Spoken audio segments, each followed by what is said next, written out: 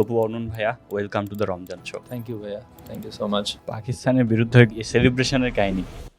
একটাই কথা ছিল যে ইন্ডিয়াকে এবার হারাবো। রাকিব দৌড়াচ্ছেন, পাসটা কি পাওয়া যাবে? শেখ মোরসালিনের করে বাংলাদেশ লিডে ইন্ডিয়ার এগেইনস্টে। হোটেল রুমে আমরা সবাই প্লেয়ারদের মিটিং এবং কোচেসদের মিটিং, শুধু একটাই কথা ছিল যে ইন্ডিয়াকে এবার হারাবো। This is the time. পৃথিবীতে হয়তো বা খুব কম মানুষ আছে যারা ন্যাশনাল অ্যান্থেমটাকে ফিল করতে পারে। তার মধ্যে আমার মনে হচ্ছে সেদিন শিউলি আজম ফিল করছে। ন্যাশনাল অ্যান্থেমটা গাইতেছে, ওটা তো একটা মাকে কল্পনা করে করা। তো আসলে ওর মাকে কল্পনা করতেছিল, ওর বেড়ে ওঠা থেকে শুরু করে সবকিছু। এমন মানুষটাকে আর দেখতে পাবে না। তবু দেশের জন্য হচ্ছে খেলেছে, দেশের জায়গাতে। আমরা শিউলি আজমকে কি দিতে পারলাম? প্রেম করা কখন শুরু করছেন?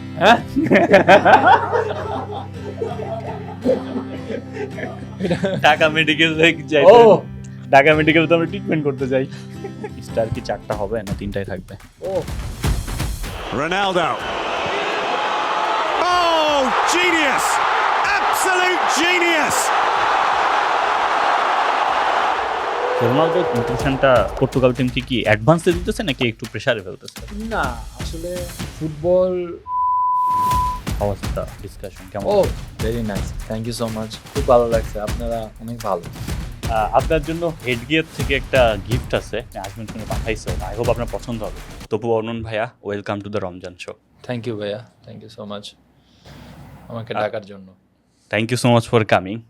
মাত্র ইউরোপ থেকে আসছেন এবং you're the hero of last match, you're the hero of lots of match. হ্যাঁ, বাট লাস্ট ম্যাচে হচ্ছে যেভাবে আমাদেরকে জিতিয়েছেন, দ্যাট ওয়াজ অ্যামেজিং। আমরা অনেক গল্প করছি, সবগুলো গল্প এখন সব ক্যামেরার সামনে আবার করব। হ্যাঁ, এখানে কয়েকটা ব্রাজিল ফ্যান আছে, এগুলোকে নজর দেওয়ার দরকার নাই। সো ওয়ার্ল্ড কাপ টাইমে আমি ইচ্ছা মতো ফাতরামি করবো, আপনারা যা মন চাই করেন, ঠিক আছে? মানে 2022 ওয়ার্ল্ড কাপ তো নিঃশ্বাস বন্ধ করে দেখছি, এবার নিঃশ্বাস নিতেছি শান্তি মতো, তাই না ভাই? হ্যাঁ। সো এনিওয়ে, কেমন যায় জীবন বলেন? আসলে জীবন, পার্সোনাল লাইফ খুব ভালো যায়। আলহামদুলিল্লাহ। যখন বাসায় আসি, আমার একটা বেবি আছে, ছেলে বাবু, 2.5 ইয়ার, এবং ওয়াইফ, মা বাবা ভাই সবাইকে নিয়ে যখন ক্যাজুয়াল লাইফটা খুবই ভালো লাগে। এখন তার বেশি ভালো লাগে যখন ক্লাব থেকে বাসায় আসি, আমার ছেলে দৌড়ে এসে বলে, বাবা বাবা তুমি এসেছো। তো এটা একটা ডিফারেন্ট ফিলিং। আগে বুঝতাম না, এখন বুঝি আসলে ফ্যামিলি কতটা ইম্পর্টেন্ট লাইফে। তো ওভাবে সব কিছু মিলিয়ে খুব ভালো আছে। Being a father is a beautiful feelings, right? মানে এটা আসলে ডিফারেন্ট লেভেল ভাই। মানে এটা যখন বাবা হয় মানুষ, তখন আসলে অনুভব করতে পারে যে আসলে কতটা ইম্পর্টেন্ট। লাইফ চেঞ্জ হয়ে যায়। লাইফটা কিভাবে চেঞ্জ হয় সেটা হলো ডিসিপ্লিন। আপনি ইচ্ছা করলে রাতে বাইরে থাকতে পারবেন না। আমি প্র্যাকটিসে যাই দুপুরে, আফটার প্র্যাকটিস আমি কত তাড়াতাড়ি বাসায় আসবো, আমার ছেলেকে দেখবো। তো এটাই হলো আমার মনে হয় সবচেয়ে বড় চেঞ্জ একটা মানুষের লাইফ। আড্ডা নাই, ছেলেকে নিয়ে খেলি, ছেলেকে নিয়ে আড্ডা দেই, ফুটবল খেলি, বাবা ফুটবল খেলবো না ক্রিকেট খেলবো, চলো বাবা ক্রিকেট খেলি, বাবা এটা খেলবো না ওইটা খেলবো, মানে এগুলো নিয়ে ব্যস্ত থাকি সব সময়। একটা হ্যাপি পারসন আমি আমার সামনে দেখতেছি, is a happy man, happy family man. আপনারা যারা ডক্টর পাঞ্জিওয়ানি সম্ভবত, হ্যাঁ, উনি একটা স্ট্যান্ড আপ কমেডিয়ান। রিসেন্টলি একটা স্ট্যান্ড আপ আপলোড দিছে অ্যাবাউট হিজ ফাদার। ওর বাবা কিছুদিন আগে মারা গেছে। So house the journey and everything. দেখেন, মজা পাবেন, কান্নাকাটি করবেন ফর শিওর, বাট দেখেন আর কি। আমি আসার আগে আপনার যতগুলো ইন্টারভিউ আছে মোটামুটি সবগুলো দেখে আসছি। সময় টিভিতে কিংস অ্যারেনার ইন্টারভিউ, ভাবির সাথে, আর 3 বছর আগে মনে হয়। হ্যাঁ, 3 বছর আগে থেকে সব কিছু আর কি। এটা নিয়ে বলতে চাই, আমি মাঝে মধ্যে আব্বু আম্মুকে সারপ্রাইজ দেওয়ার জন্য বাসাকে না জানায় যায়। সো আমি গ্রামের বাসা না জানায় চলে যাই। তো আব্বু পরে বলতে যে একটু জানাবি, তো টেনশন হয়। আর আমি লাইক, টেনশনের কি আছে, সারপ্রাইজ দিতে আসছি। And that one classic line, বাবা হওয়া তারপর বুঝবি, ঠিক আছে? So I think that works in this way. আমাকে একটু বলেন যে প্রথম দিকে আমরা একটু রুটটা ক্রিয়েট করি। তপু ভাই সাথে ফুটবলটা কিভাবে অ্যালাইন হলো, ফুটবলে আসা কিভাবে? এটা আসলে স্পেশালি ছোটবেলা তো সবাই কোনো স্পেসিফিক চুজ করতে পারে না, একদম অনেক ইয়াং এজে। আসলে ওই সময় দেখতাম যে নিজেকে ক্রিকেট খেলতেছি, হুম ফুটবল খেলতেছি। তো এই দুইটা স্পোর্টসই তো আমরা ম্যাক্সিমাম খেলি, তাই না? ওভারঅল বাসায় যখন এলাকায় থাকি, তো যখন মানে আসলে আমাদের এরিয়াটা গুদনাইল এরিয়া, নারায়ণগঞ্জ, সিদ্ধিরগঞ্জ থানা, আমার বাসা যেই জায়গায়। তো ওই এরিয়াতে আসলে কোনো ওরকমভাবে ক্রিকেটার ছিল। আমাদের ওইখানে কিন্তু ন্যাশনাল টিমে খেলছে এলো আপনার ওই শরীফ ভাই ছিল না, পেজার, হ্যাঁ হ্যাঁ হ্যাঁ শরীফুল ইসলাম, হ্যাঁ উনি কিন্তু মানে ওই এরিয়াতে শুধু একা ক্রিকেটার ন্যাশনাল টিম ছিল আচ্ছা। ইভেন, এবং সব ন্যাশনাল টিমে যত 2003 সালে সাব ফুটবলের সুজন ভাই, মোহাম্মদ সুজন ভাই, ওয়ালি ফয়সাল, কাজী নজরুল, আমার এক দাদা ছিল মলয় বর্মন, আসলে সব ফুটবল ন্যাশনাল টিমের প্লেয়ার ছিল ওই এরিয়াতে, আমি যে জায়গায় এখন থাকি এখনো। তো আমার যে কোচ আসলে জাকির হোসেন, আমার এলাকার কোচ। তো আমি আসলে ফুটবলও খুব ভালো খেলতাম, ক্রিকেটও খুব ভালো খেলতাম।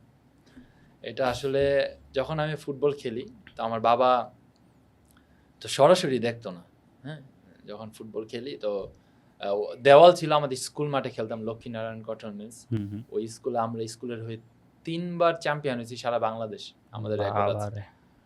ওই সিটিসেল স্কুল টুর্নামেন্ট যেটা হয়েছে গ্রামীণ, ওইটাই আমরা চ্যাম্পিয়ন হয়েছি সারা বাংলাদেশে। তো তখন খালি পায়ে খেলতাম, তো আমার বাবা আর কি আমাকে কখনো বলে নাই। পরবর্তীতে যখন আমি ওই যে ক্যানারি ওয়ারফের যে ইউকে প্রজেক্টে বেকহাম একাডেমিতে চান্স পাইলাম, সেখান থেকে ঘুরে আসলাম। তো আসার পর আমার মা বলতেছে যে তোমার বাবা তো তোমাকে নিয়ে এরকম একটা স্বপ্ন দেখছে, আমাকে শেয়ার করছে। আমার মা বলতেছে যে ও অনেক ভালো খেলে, একটা সময় ও অনেক বড় প্লেয়ার হবে, গুজবাম করতেছে দেখেন।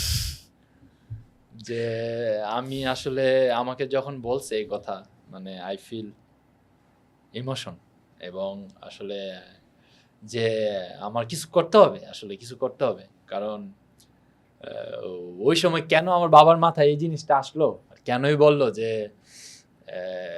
ও অনেক বড় প্লেয়ার হবে, ফুটবল অনেক ভালো খেলে। এবং আবার আমার বাবা অনেক ফুটবল ভক্ত, অনেক ফুটবল পাগল, 50 বছর ধরে জার্মান টিমে সাপোর্ট করে।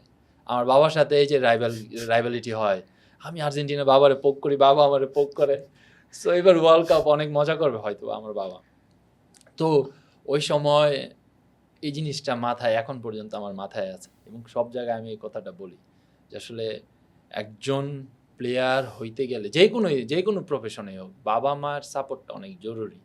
তার সাথে আমার বড় ভাই ছিল, ইমিডিয়েট বড় ভাই, 3 বছরের 4 বছরের বড়, সে ফুটবল খেলতো, একসাথে আমরা স্টার্ট করছিলাম ফার্স্ট ডিভিশন খেলা। তো আসলে সে লং রেস করতে পারে নাই, কিন্তু আমি সেখান থেকে স্টেপ বাই স্টেপ আগায় যাই আর কি। তো ওইটাই আমার এখন পর্যন্ত মনে আছে যে বাবা আসলে এরকম কথা বলেছিল আমাকে নিয়ে, তখন থেকে আমার ফুটবল জার্নি শুরু। আই থিঙ্ক আপনার এই ভিডিও দেখার পর অনেকে একটু আফসোস করবে যে তপু ভাইয়ের মতো ওদের বাবারা যদি ওই কনফিডেন্সটা তাকে দিত, আই থিঙ্ক অনেক তপু বর্মন আজকে আমরা পাইতাম, অনেক হচ্ছে যে ক্রিকেটার পাইতাম, নাহিদ রানা পাইতাম, শান্ত ভাই পাইতাম। বাট এটা আবার জাকির খানের একটা খুব সুন্দর কথা আছে, নারায়ণগঞ্জে জাকির খান না, কমেডিয়ান জাকির খান। সো উনির খুব সুন্দর একটা কথা আছে যে আসলে তোমার বাবা তোমার প্রফেশনের বিরুদ্ধে না, তোমার বাবা আসলে তোমার গরিব দেখতে চায় না। সো কারো বাবা আসলে কাউকে যেন এমন না যে আমি ডক্টর হতে পারিনি, তুই ডক্টর হয়ে আমার মান সম্মান রক্ষা কর, এটা থাকে, বাট মেন ইন্টেনশন থাকে যে আমার ছেলে যাতে গরিব না থাকে। বাট আমারও মনে হয় আমার ইচ্ছে ছিল বিকেএসপিতে ভর্তি হওয়া। আমি ছোটবেলা থেকে ক্রিকেট খেলতাম, তো আমার আব্বু এটা আমাকে বলছিল ক্লাস 9-এ বা 10-এ, সরি ইন্টার ফার্স্ট ইয়ারে বলছিল যে এখন বিকেএসপিতে চান্স করা যাবে কিনা, কিন্তু তখন তো ক্লাস 7-এ হতো বিকেএসপিতে নেই, তখন তো সময় পার হয়ে গেছে। সো এটা অনেক বড় একটা অ্যাচিভমেন্ট বা আপনার একটা বড় ব্যাকআপ ভাইয়া, যে আপনার ফ্যামিলি বিশ্বাস করছে, স্পেশালি বাবা, মানে মধ্যবিত্ত বাবারা যে বিশ্বাস করে যে ওই যেটা পছন্দ করে সেটাতে সে ক্যারিয়ার করতে পারবে। আমারও তো কিছুদিন আগে বসায় কইছে চাকরি কি করবি না। সো হ্যাঁ, এটা আপনার অনেক বড় একটা আশীর্বাদ ভাই, আসলে আমার মনে হয়। অবশ্যই। এবার একটু বিস্তারিত একটু বলেন, ডেভিড বেকহামের জার্নিটা কিরকম ছিল, কিভাবে শুরু হয়েছিল? ডেভিড বেকহাম একাডেমির জার্নিটা যেটা আমি শুরুতে বলছি যে অনেক প্লেয়ার আমরা একসাথে ট্রায়াল দিই সারা বাংলাদেশে। আসলে এই ট্রায়াল দেওয়ার একটা হিস্টরি আছে, সেটা হলো আমি যে ফার্স্ট বুট পরে ট্রায়াল দিই, মানে ওই জুতা। ডেভিড বেকহ্যামের জন্যই হ্যাঁ জন্য। তো ওই বুটটা আমার যে কোচ হুম, জাকির ভাই হোসেন হ্যাঁ আমাকে দিয়েছিল। ও মাই গড, ও মাই! ওই বুটটা আসলে ওই বুটটা পরে আমাকে উনি ডাকে।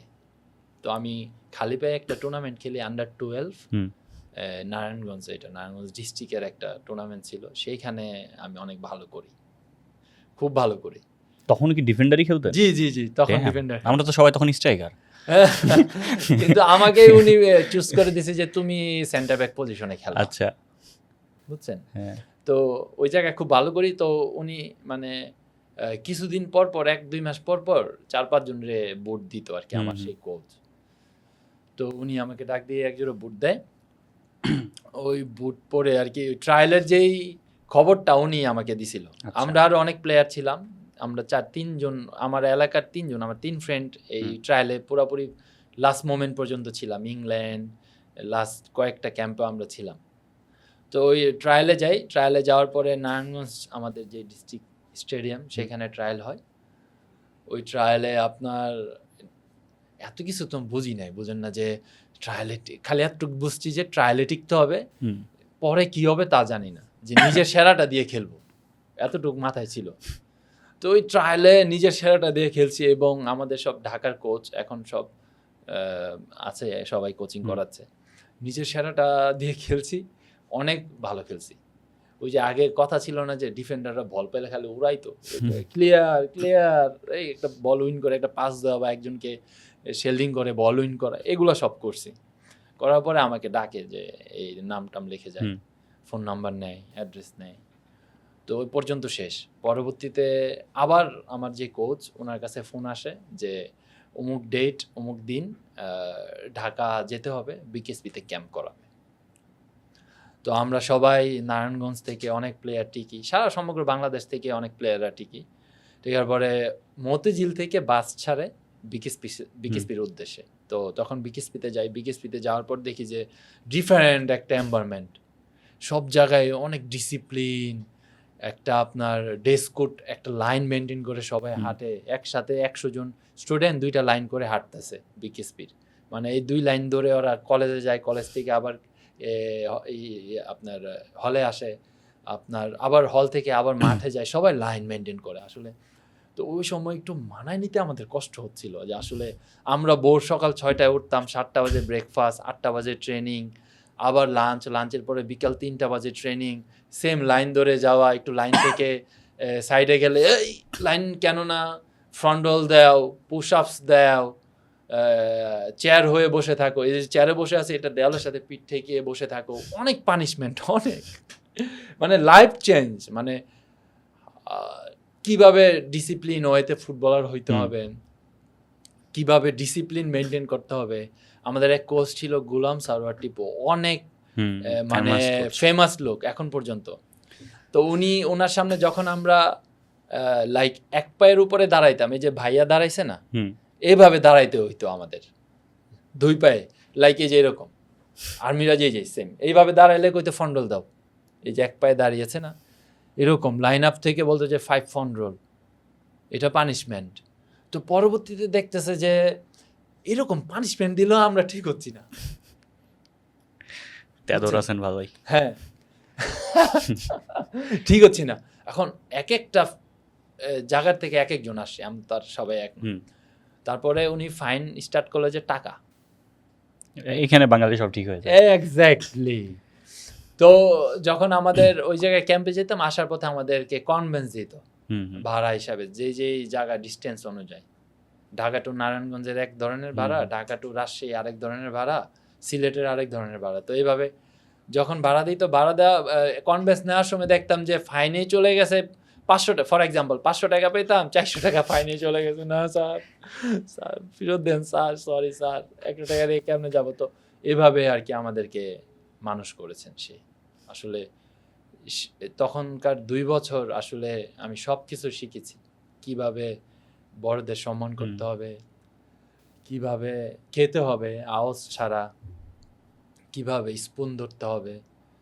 আসলে এত ইয়াং এজে আসলে এত কিছু তো জানার প্রশ্নই আসে না। আসলে ফুটবলার হতে গেলে কি কি করতে হবে, সব কিছু ওই সময় আমি শিখেছি। এখন এই জিনিসগুলো কাজে লাগে আসলে, যে স্যার যে বলেছিল সব কিছুই রাইট। তো এখন আমি সেটার এক্সাম্পল দিই মাঝে মাঝে অনেক ইয়াং প্লেয়ার দেখি। আপনার আগের যে কোচ ছিল জাকির ভাইয়া বলেন বা টিপু স্যার বা আরো যারা, এদের সাথে এখন যোগাযোগ আছে? হ্যাঁ, আমার যে এলাকার কোচ নারায়ণগঞ্জ, আজকে হ্যাঁ। একটু আগে কথা হয়েছে আমার ওনার সাথে। আচ্ছা, টিপু স্যারের সাথেও কথা হয় মাঝে মাঝে, উনি আমাকে ফোন দেয়, আমি স্যারকে ফোন দেই, স্যার কি অবস্থা, কেমন আছেন। এখন তো প্রায় 80 কাছাকাছি বয়স হয়ে গেছে। ড্যাম স্মার্ট, অনেক ভালো। আহ, আপনার জুতা দেওয়ার কাহিনী দেখে একটা গল্প মনে পড়লো, আই থিঙ্ক ওটা অনেকেই জানে, যে বিরাট কোহলি রিসেন্টলি একটা স্নিকার্স ব্র্যান্ড ওপেন করছে 180 আর কি। সো প্রথম যে জুতাটা, যেটা হচ্ছে আপনার রেড বল ক্রিকেট থেকে ইন্সপায়ার হওয়া, ওইটা হচ্ছে ওর কোচকে দিছে আর কি। সো জি। কোচকে দিতে গেছে, ওইটার একটা ভিডিও বানালো। জি। So I wish and hope আপনি একটা স্নিকার্স ব্র্যান্ড একদিন দিবেন। হ্যাঁ, Yes. আপনার তপু বর্মনের হচ্ছে যে 4 যে ইয়াটা আইকনিক নাম্বার, সেটার একটা স্নিকার্স দিয়ে পড়বো। স্পোর্টসের না এরকম অনেক ইন্সপিরেশন গল্প থাকে, যেমন বিরাট কোহলিকে কেন সবসময় আসলে আইডলাইজ করা হয়, কারণ বিরাট কোহলি স্পোর্টসের জন্য অনেক কিছুই করছে। ও সর্বপ্রথম স্পোর্টসটাকে রাখছে ব্যাকএন্ডে সব কিছু। জি। আপনি রিসেন্টলি দেখবেন নাহিদ রানা পেস বলার, যেটা আউটস্ট্যান্ডিং। জি, মানে জি। আমি কালকে কথা বলতেছিলাম, ওই ছবি আমি টাঙ্গায় রাখি, যে ইংলিশের উপর এমনি চিতায় তাকায় আছে, ঠিক আছে। সো ঝামেলা হয় বাংলাদেশি স্পোর্টসম্যানরা আসে, লাইমলাইট যখন পাই, অনেক টাকা অনেক কিছু তো জি। আবার হারায় যায়। জি। But Virat Kohli the person, যখন লাইমলাইট পাইছে না পাইছে, আপনি এই আইপিএলই দেখেন, ডোমিনেটিং ক্রিকেট খেলা। জি। সো বাংলাদেশের স্পোর্টসম্যানটা ইকোসিস্টেমে একটা ঝামেলা হচ্ছে যে লাইমলাইট পেয়ে গেলে ওরা স্পোর্টসটাকে প্রায়োরিটির নিচে নামায় দেয়, বাকি সব কিছুর হ্যাঁ, উপরে হ্যাঁ, উঠায় দেয় আর exactly কি। right, right, so right. এটা একটা বাংলাদেশের আর কি ঝামেলা আছেই। এটা আসলে আমি কিভাবে নিচ্ছি, এবং আমি যেহেতু ফিনান্সিয়াল কথা বললেন, যে আমি এত পরিশ্রম করলাম নিজেকে প্রতিষ্ঠিত করার জন্য এবং সর্বোচ্চ লেভেলে খেলার জন্য, তাই না? হুম, তো এখন আমি যদি সেই স্তরে পৌঁছে যাই, আমি সব কিছু আর্ন করতেছি, সব জায়গা দিয়ে আমি হুম। আমার নামকে উজ্জ্বল করেছি, টাকা আসতেছে, সব এভরিথিং। হুম। আমাকে ওই জায়গায় কিভাবে স্টেবল হইতে হবে, এই জিনিসটা আসলে আমরা কিভাবে নিব এবং মেনটেন করব, এই জায়গায় অনেক অনেক প্লেয়ার আছে, আমি এক্সাম্পল দিতে চাই না, অনেকেই আছে আসলে 2 বছর পরে দেখা গেছে যে অনেক ফ্যাট হয়ে গেছে, মানে ফিটনেস নষ্ট হয়ে গেছে। আসলে আপনি ক্রিকেট খেলেন, হকি খেলেন, ফুটবল খেলেন, উইদাউট ফিটনেস আপনি ইউ ক্যান রান, আপনি রান করতে পারবেন না। আর আপনি রান না করলে এখনকার লেভেলের ফুটবল 5 মিনিট পরে আপনি ফিনিশ। সো আপনার সবচেয়ে বড় ব্যাপার, যেটা বিরাট কোহলির একটা এক্সাম্পল দিলেন, ওর কিন্তু সবচেয়ে বড় প্লাস পয়েন্ট ওর খাদ্য অভ্যাস। ও কিন্তু 100% ভেজিটেরিয়ান, নট অনলি 1 বছর 2 সপ্তাহ 2 মাস, I think 8 to 9 years, even though same খাবার 3 বেলা খায়। সো এই যে একটা ডেডিকেশন, হ্যাবিট, ডেডিকেশন, স্যাক্রিফাইস, আসলে একটা ওয়ার্ডে সব কিছু হয়ে যায়, স্যাক্রিফাইস। আপনার লাইফে সবচেয়ে বড় স্যাক্রিফাইস কি ছিল ফর বিং এ ফুটবলার? আমার লাইফের সবচেয়ে বড় স্যাক্রিফাইস ছিল, আমি আমার বাসা ছেড়েছিলাম সব সময়, আমি ঢাকাতেই ছিলাম। কারণ আমাদের ফুটবলটা যে কোনো ইভেন্টেই হোক ঢাকা কেন্দ্রিক। হ্যাঁ। আর আমি অনেক মিস করেছি আমার বাবা মাকে, আমার ফ্যামিলিকে, কিন্তু আমি আমার লক্ষ্যকে কখনো, মানে আমি আমার লক্ষ্যর মধ্যে মাঝখানে কখনো পিলার দাঁড়া করাই নাই, যে হ্যাঁ। আমার এই লেভেলে যেতে হবে, আমার এই লেভেলে উঠতে হবে, বাংলাদেশে টপ লেভেলে খেলতে হবে এবং টপ প্লেয়ার হতে হবে। আমি কিন্তু 3টা বর্ষসেরা অ্যাওয়ার্ড পাইছি ফুটবলে। তো এই যে অ্যাচিভমেন্টগুলো, অবশ্যই স্যাক্রিফাইস, ডেডিকেশন তো ছিলই, হার্ডওয়ার্ক তো ছিলই, কিন্তু আমার মেন ছিল যে আমি ছুটি পেলেও, আপনার ধরেন আমরা তো ইউজুয়ালি 2 দিন 3 দিন ছুটি পেলে ক্লাব থেকে বাসায় চলে যাই, কিন্তু আমি যেতাম না, হয়তো বা এক্সট্রা ওয়ার্ক করতাম, জিম করতাম, মাঠে রানিং করতাম। আসলে এই যে এই স্যাক্রিফাইস, ডেডিকেশন, এইখান থেকেই আমার মনে হয় আমার মেন সাকসেস।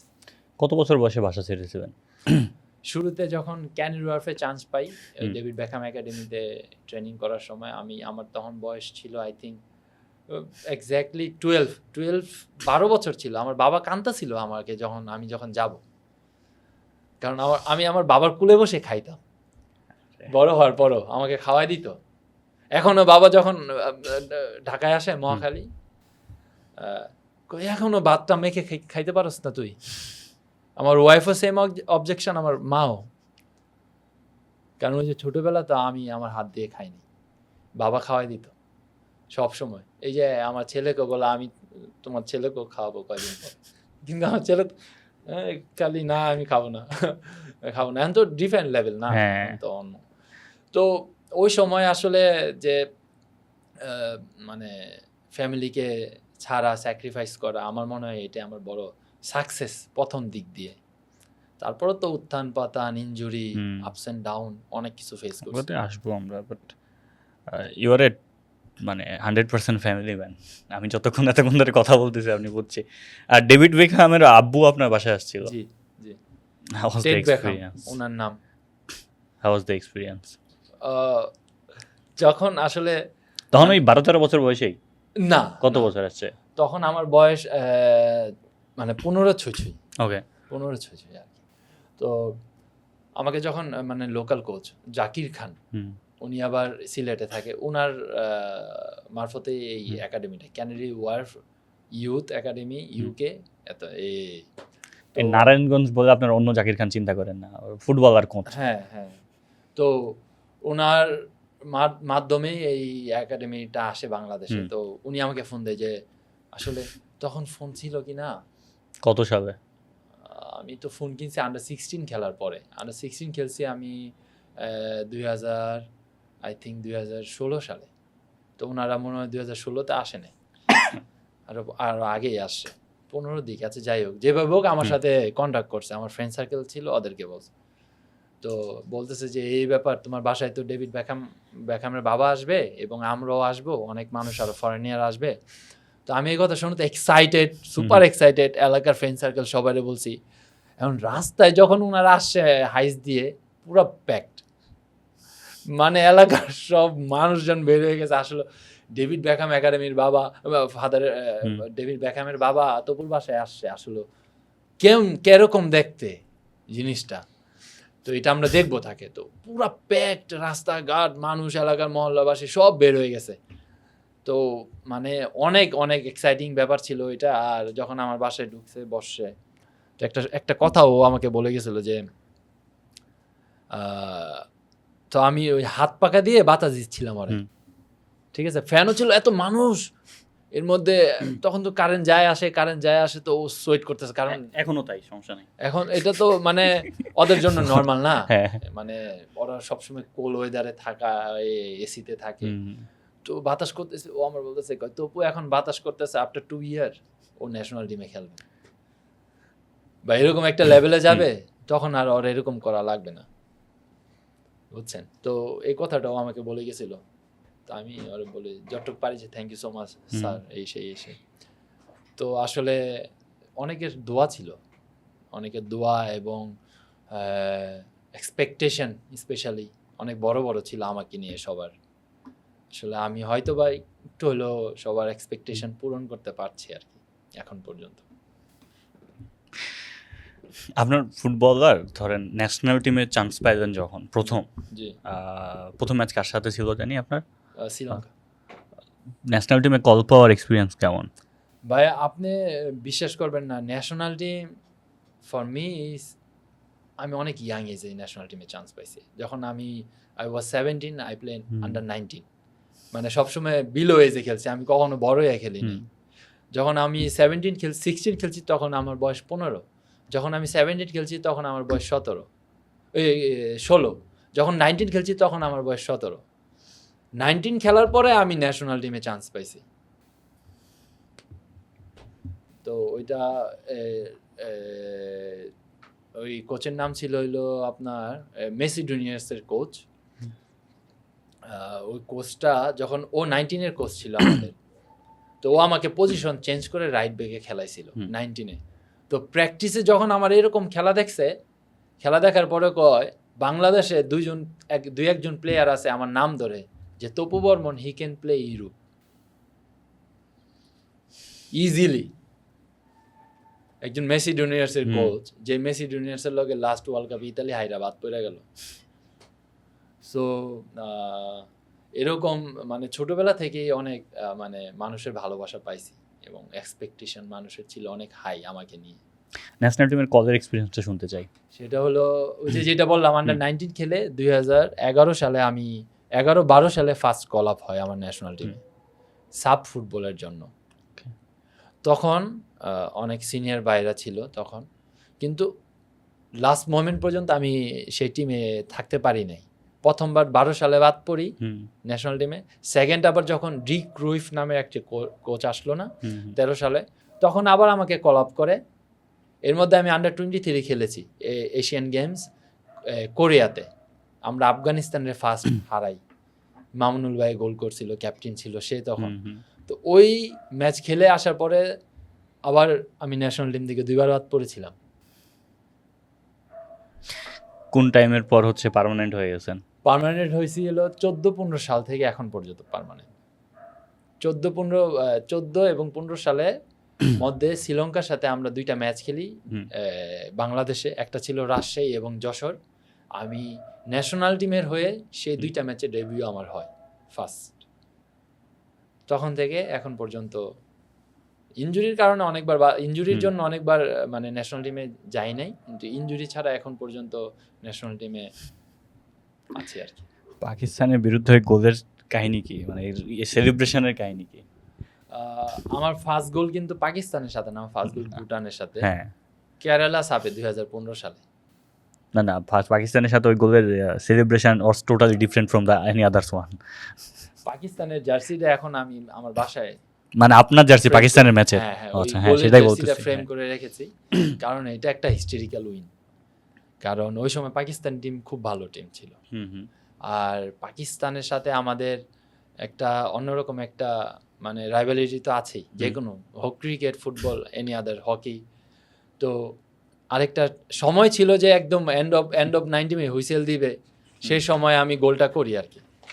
তো সেই ক্ষেত্রে জার্সিটা আর কি মানে একদম খুলে উদযাপন করা, ওই লাভ দেওয়া, জাম দেওয়া, সবাই একসাথে সেলিব্রেশন করা। তো ওই জার্সি খুলে যখন সেই মানে স্নাইপার যেই আসলে এই উদযাপনটা করেছিলাম, আসলে সেটার প্ল্যান ছিল ওয়ালি ফয়সাল ভাই, আমাদের সিনিয়র প্লেয়ার ওয়ালি ভাই ছিল। তো উনি বলে যে তুমি স্নাইপার স্টাইলে থাকো, আমরা 4-5 জন সামনে যে তুমি শট নিবা, আমরা সবাই কাত হয়ে পড়ে যাব। তো ওইটা পরবর্তীতে দেখলাম যে সবাই অনেকবার এটাকে ইউজ করেছে এবং এটা একটা মানে আইকনিক একটা সেলিব্রেশন হয়ে গেছে আমার। দিস ইজ দ্য মানে এটা কি লিবারেশন ওয়ারের ওই কাহিনীকে রিক্রিয়েট না করেন নাকি? এক্স্যাক্টলি না, বিশ্বাস করেন আমার মাথায় এরকম ছিল না এবং আমাদের কারো মাথায় ওরকম ছিল না। আমরা জাস্ট মানে উনি বলছে যে তুমি এরকম করবে, আমরা সামনে থেকে পড়ে যাব। আচ্ছা, মানে ওইটা কোনো ইন্ডিকেট ছিল না, জাস্ট এটা মানে উদযাপনের মধ্যে থেকেই একটা সেন্স আমাদের যে একটা আসতো না যে হ্যাঁ তপু গোল করুক বা যে কেউ গোল করুক, আমরা পাকিস্তানের সাথে গোল করার পরে জিতলে বা গোলের উদযাপনটা করবো, একটা প্রি প্ল্যান থাকে না। আমাদের কোনো প্ল্যান ছিল না, বিলিভ মি, কোনো প্ল্যান ছিল না, জাস্ট ইনস্ট্যান্ট ওই জায়গায় ওই সিচুয়েশনটা ক্রিয়েট হয় আর কি। তারপর তো ইয়েলো কার্ড খেলাম, কিন্তু আমাদের যে শায়েক ভাই, আমাদের মিডিয়া ম্যানেজার বসুন্ধরা কিংসের, তো উনি আমার পরে বলছে যে এটা তো ব্যান হওয়ার কথা, এটা সেটা ব্লাবলা, ভাই কো নাথিং হ্যাপেন, কিছুই হয়নি। শায়েক ভাই কালকে আসছিল এখানে আর কি। সো এটা আপনি আমাকে একটু বলেন, from the David Beckham academy to the national team to the Bashundhara Kings, do you feel যে ফুটবলের এই হোল জার্নিটাতে একটা প্লেয়ারের ক্রেডিবিলিটি থাকা সত্ত্বেও সে চান্স পাবে না because of politics or something? Do you feel in politics during this journey? আসলে শুরু থেকে এখন পর্যন্ত না, আমি ডিজার্ভিং ছিলাম সব সময়। হয়তো অনেক আগে আরও ন্যাশনাল টিমে খেলতে পারতাম, 2013 সালে খেলতে পারতাম, কিন্তু খেলা হয় নাই। আমি ওইটাকে পজিটিভলি ধরি, কেন জানেন? এই আমার হোল জার্নির মধ্যে আমি কখনো ইনজুরি ছাড়া ব্রেকডাউন করি নাই, সবসময় কন্টিনিউ করেছি। যেই জায়গায় গেছি আমি খেলেছি, যেই জায়গায়। ইভেন তো আমি 16 বছর বয়সে মোহামেডানে আমার ডেবিউ হয়, মোহামেডান স্পোর্টিং ক্লাবে। ওই জায়গায় আমি কন্টিনিউ ম্যাচ খেলেছি। কিন্তু ন্যাশনাল টিমে যে 2বার আমি বাদ পড়ি, সেটাকে আমি পজিটিভলি ধরি, কারণ ওই সময় আমার অনেক ফ্রেন্ডরা তখন ন্যাশনাল টিমে খেলছে, কিন্তু এখন তাদেরকে আর দেখি না। আমি মনে করি আমি যদি সেই সময় খেলতাম হয়তো বা আমার কেরিয়ার এন্ড হয়ে যেত। তো সেই ক্ষেত্রে আমি মনে করি যে ওই দুইটা কলাপসে বাদ পড়া আমার লাইফের জন্য টার্নিং পয়েন্ট। আমি নিজেকে আরও রেডি করে ন্যাশনাল টিমের হয়ে খেলছি। আসলে ক্লাবের হয়ে তো আসলে যখনই যে টিমে গেছি সবসময় 11-এ খেলেছি। মোহামেডান 4 বছর খেলেছি, যেটা আগে আমাদের শেখ রাসেল ক্লাব ছিল 1 বছর খেলেছি, আবাহনীতে 2 বছর খেলেছি, শেখ জামালে 1 বছর খেলেছি, সাইব স্পোর্টিং ক্লাব ওই নতুন টিম আসছিল ওইটাতে 1 বছর খেলেছি, এবং 7 বছর ধরে আমি বসুন্ধরা কিংসে খেলছি। ইভেন তো আমি ক্যাপ্টেন বসুন্ধরা কিংসে প্রায় 5 বছর ধরে। তো এই পর্যন্ত আমি আমার না কোনো পলিটিক্স কোনো ইস্যু আমি দেখি নাই আমার লাইফে। ওই যেটা বললাম যে আমি হয়তো আগে খেলতে পারতাম ন্যাশনাল টিমে, ওই জায়গাটা একটু আর কি আমি পজিটিভলি নিচ্ছি, যে কোনো খারাপ কিছু দেখি নাই। বাংলাদেশ ফুটবল লিগ নিয়ে কথা বললেন, এখন বাংলাদেশ প্রিমিয়ার লিগ আর কি। সো এটা নিয়ে একটু জানতে চাই যে বাংলাদেশ প্রিমিয়ার লিগ আসলে অবস্থাটা কীরকম, এইখানে আরও উন্নতি করার জায়গা আছে কি না, শুধুমাত্র বসুন্ধরা কিংসই একদম অ্যাডভান্স ভাবছে কিনা, বাকিগুলো যদি আরও ইনভেস্টমেন্ট আসতো তাহলে ফুটবলের হয়তো আরও একটু উন্নতি হতো কিনা? না অনেক চেঞ্জ হওয়ার প্রয়োজন আছে, অনেক কিছু বলেন তো স্টেপ যে এই জিনিসগুলো চেঞ্জ হওয়া উচিত। প্রথমত আমার মেন অবজেকশন হলো ফিল্ড। কারণ ভালো ফিল্ডে ভালো ফুটবল খেলা যায় এবং ভালো প্লেয়ার তৈরি হবে। আর হলো আমরা আসলে আমাদের যে ম্যাচ দেখানো, স্পন্সরশিপ, এগুলো আর একটু মানে অ্যাক্টিভ হইতে হবে।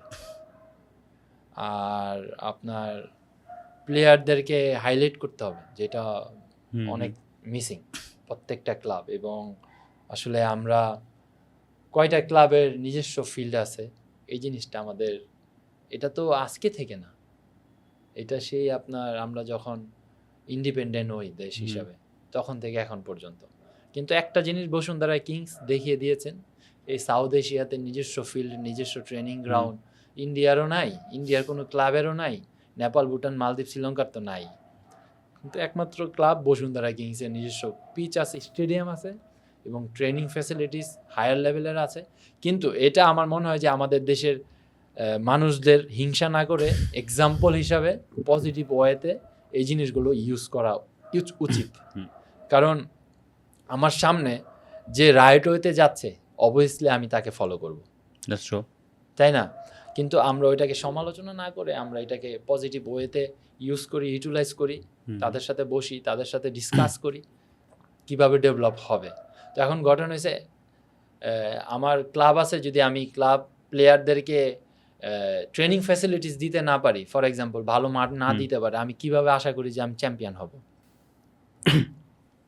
তাই না? তো এইগুলো জিনিস আমার মনে হয় যে আরো ভালোভাবে ক্রিয়েট করা উচিত। এবং স্পেশালি মাঠ, আমরা যে মাঠে ডোমেস্টিক লিগ খেলি আসলে এটা মানে 4th ডিভিশন 2nd ডিভিশন খেলার উপযোগী না মাঠগুলো, এক্সেপ্ট কিংস এরানা বাদে। Do you know the story of Shiuli Azim, যে রিসেন্টলি হচ্ছে যে সাফের যে শিউলি আজিম যার আম্মু মারা গেছে? আমি কালকে এটা নিয়ে কথা বলতে গিয়ে আমার গুজবাম্প, আমার আসলে খারাপ লাগতেছিল যে মানে পৃথিবীতে হয়তো বা খুব কম মানুষ আছে যারা ন্যাশনাল অ্যানথেমটাকে ফিল করতে পারে। তার মধ্যে আমার মনে হচ্ছে সেদিন শিউলি আজিম ফিল করছে যে আমি বলতেছিলাম যে ও যখন বলতেছে যে ন্যাশনাল অ্যানথেমটা গাইতেছে, ওটা তো একটা মাকে কল্পনা করে করা। সো আসলে ওর মাকে কল্পনা করতেছিল, ওর বেড়ে ওঠা থেকে শুরু করে সব কিছু, এমন মানুষটাকে আর দেখতে পাবে না। তবু দেশের জন্য হচ্ছে খেলেছে, দেশের জায়গাতে। আমরা শিউলি আজিমকে কি দিতে পারলাম? ওর নামও জানতাম না আমরা কিছুদিন আগে। আমি চিনি ওরে, মানে আপনারা তো ফুটবলের মানুষ, আমাদের বসুন্ধরা কিংসে সে খেলেছে। আসলে this is called dedication, sacrifice. আপনার মা বাবা হলো পৃথিবীর শ্রেষ্ঠ মানুষ। আপনি যখন আপনার মাকে হারাচ্ছেন কিন্তু আপনি আপনার মার কাছে নাই, কত বড় একটা স্যাক্রিফাইস ভাই। মানে আপনি দেশের জন্য, এক হিসাবে তো আমরা যুদ্ধ করি, তাই না? That's true. সেই সময় আপনার নিজে ধরে রাখাটা ভেরি ডিফিকাল্ট, ভেরি ডিফিকাল্ট। এরকম কিন্তু অনেক হিস্ট্রি আছে। বিরাট কোহলি, সচিন টেন্ডুলকার ওয়ার্ল্ড কাপের ম্যাচের আগের দিন ওর বাবা মারা যায়, সে কিন্তু ইংল্যান্ড থেকে আসছে। মোহাম্মদ সিরাজ, হ্যাঁ, মোহাম্মদ সিরাজের বাবা মারা গেল। তো আসলে শিউলি আজিম আসলে মানে সোলজার ভাই, কিভাবে নিজেকে এইভাবে ধরে রাখলো। এবং আমি দেখেছি জাতীয় সঙ্গীতের সময় সে কান্নায় ভেঙে পড়ছে, অনেক কান্না করছে। আসলে ও জানে যে আমি আমার মাকে আর আমি লাইভ দেখবো না। মা বাবা হলো, আমি যেটা একটু আগে বললাম যে আমি এই পডকাস্টে বলতে চাই, মা বাবা যাদের আছেন এখন আমরা আসলে তাদের ফিলটা এবং তাদের অনুভূতিটা বুঝতেছি না, যে না আছে, যখন থাকবে না লাইক শিউলি আজিম বুঝতেছে যে আসলে কি মিস করছে, কি হারাচ্ছে। Take care. This picture, yeah দেখছেন?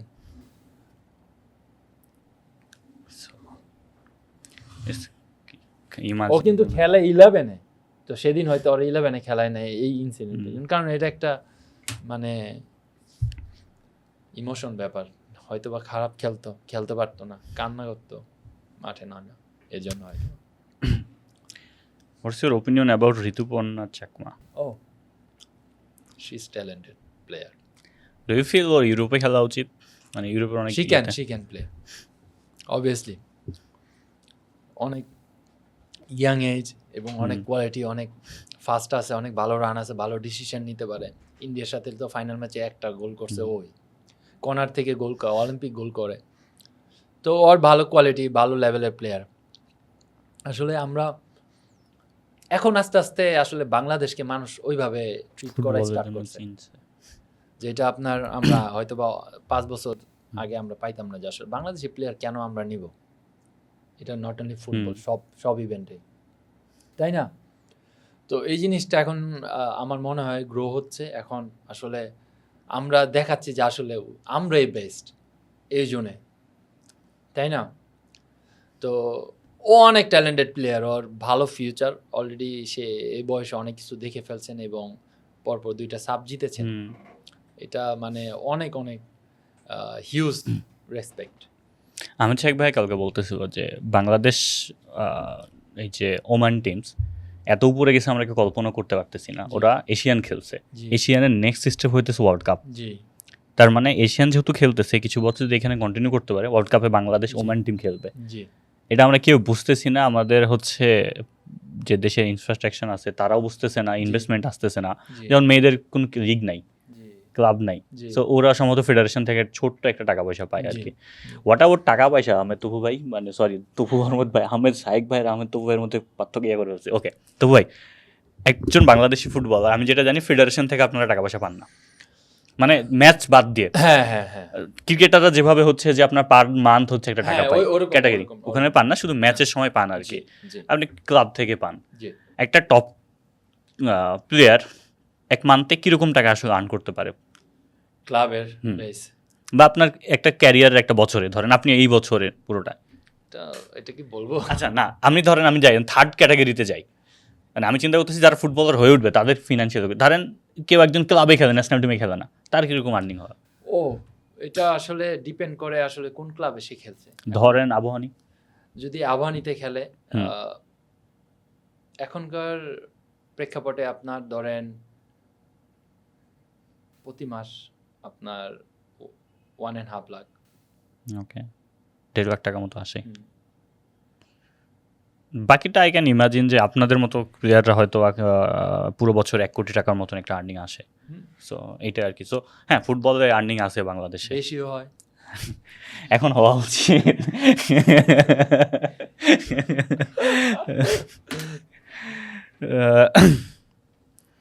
প্রেম করা কখন শুরু করছেন? হ্যাঁ,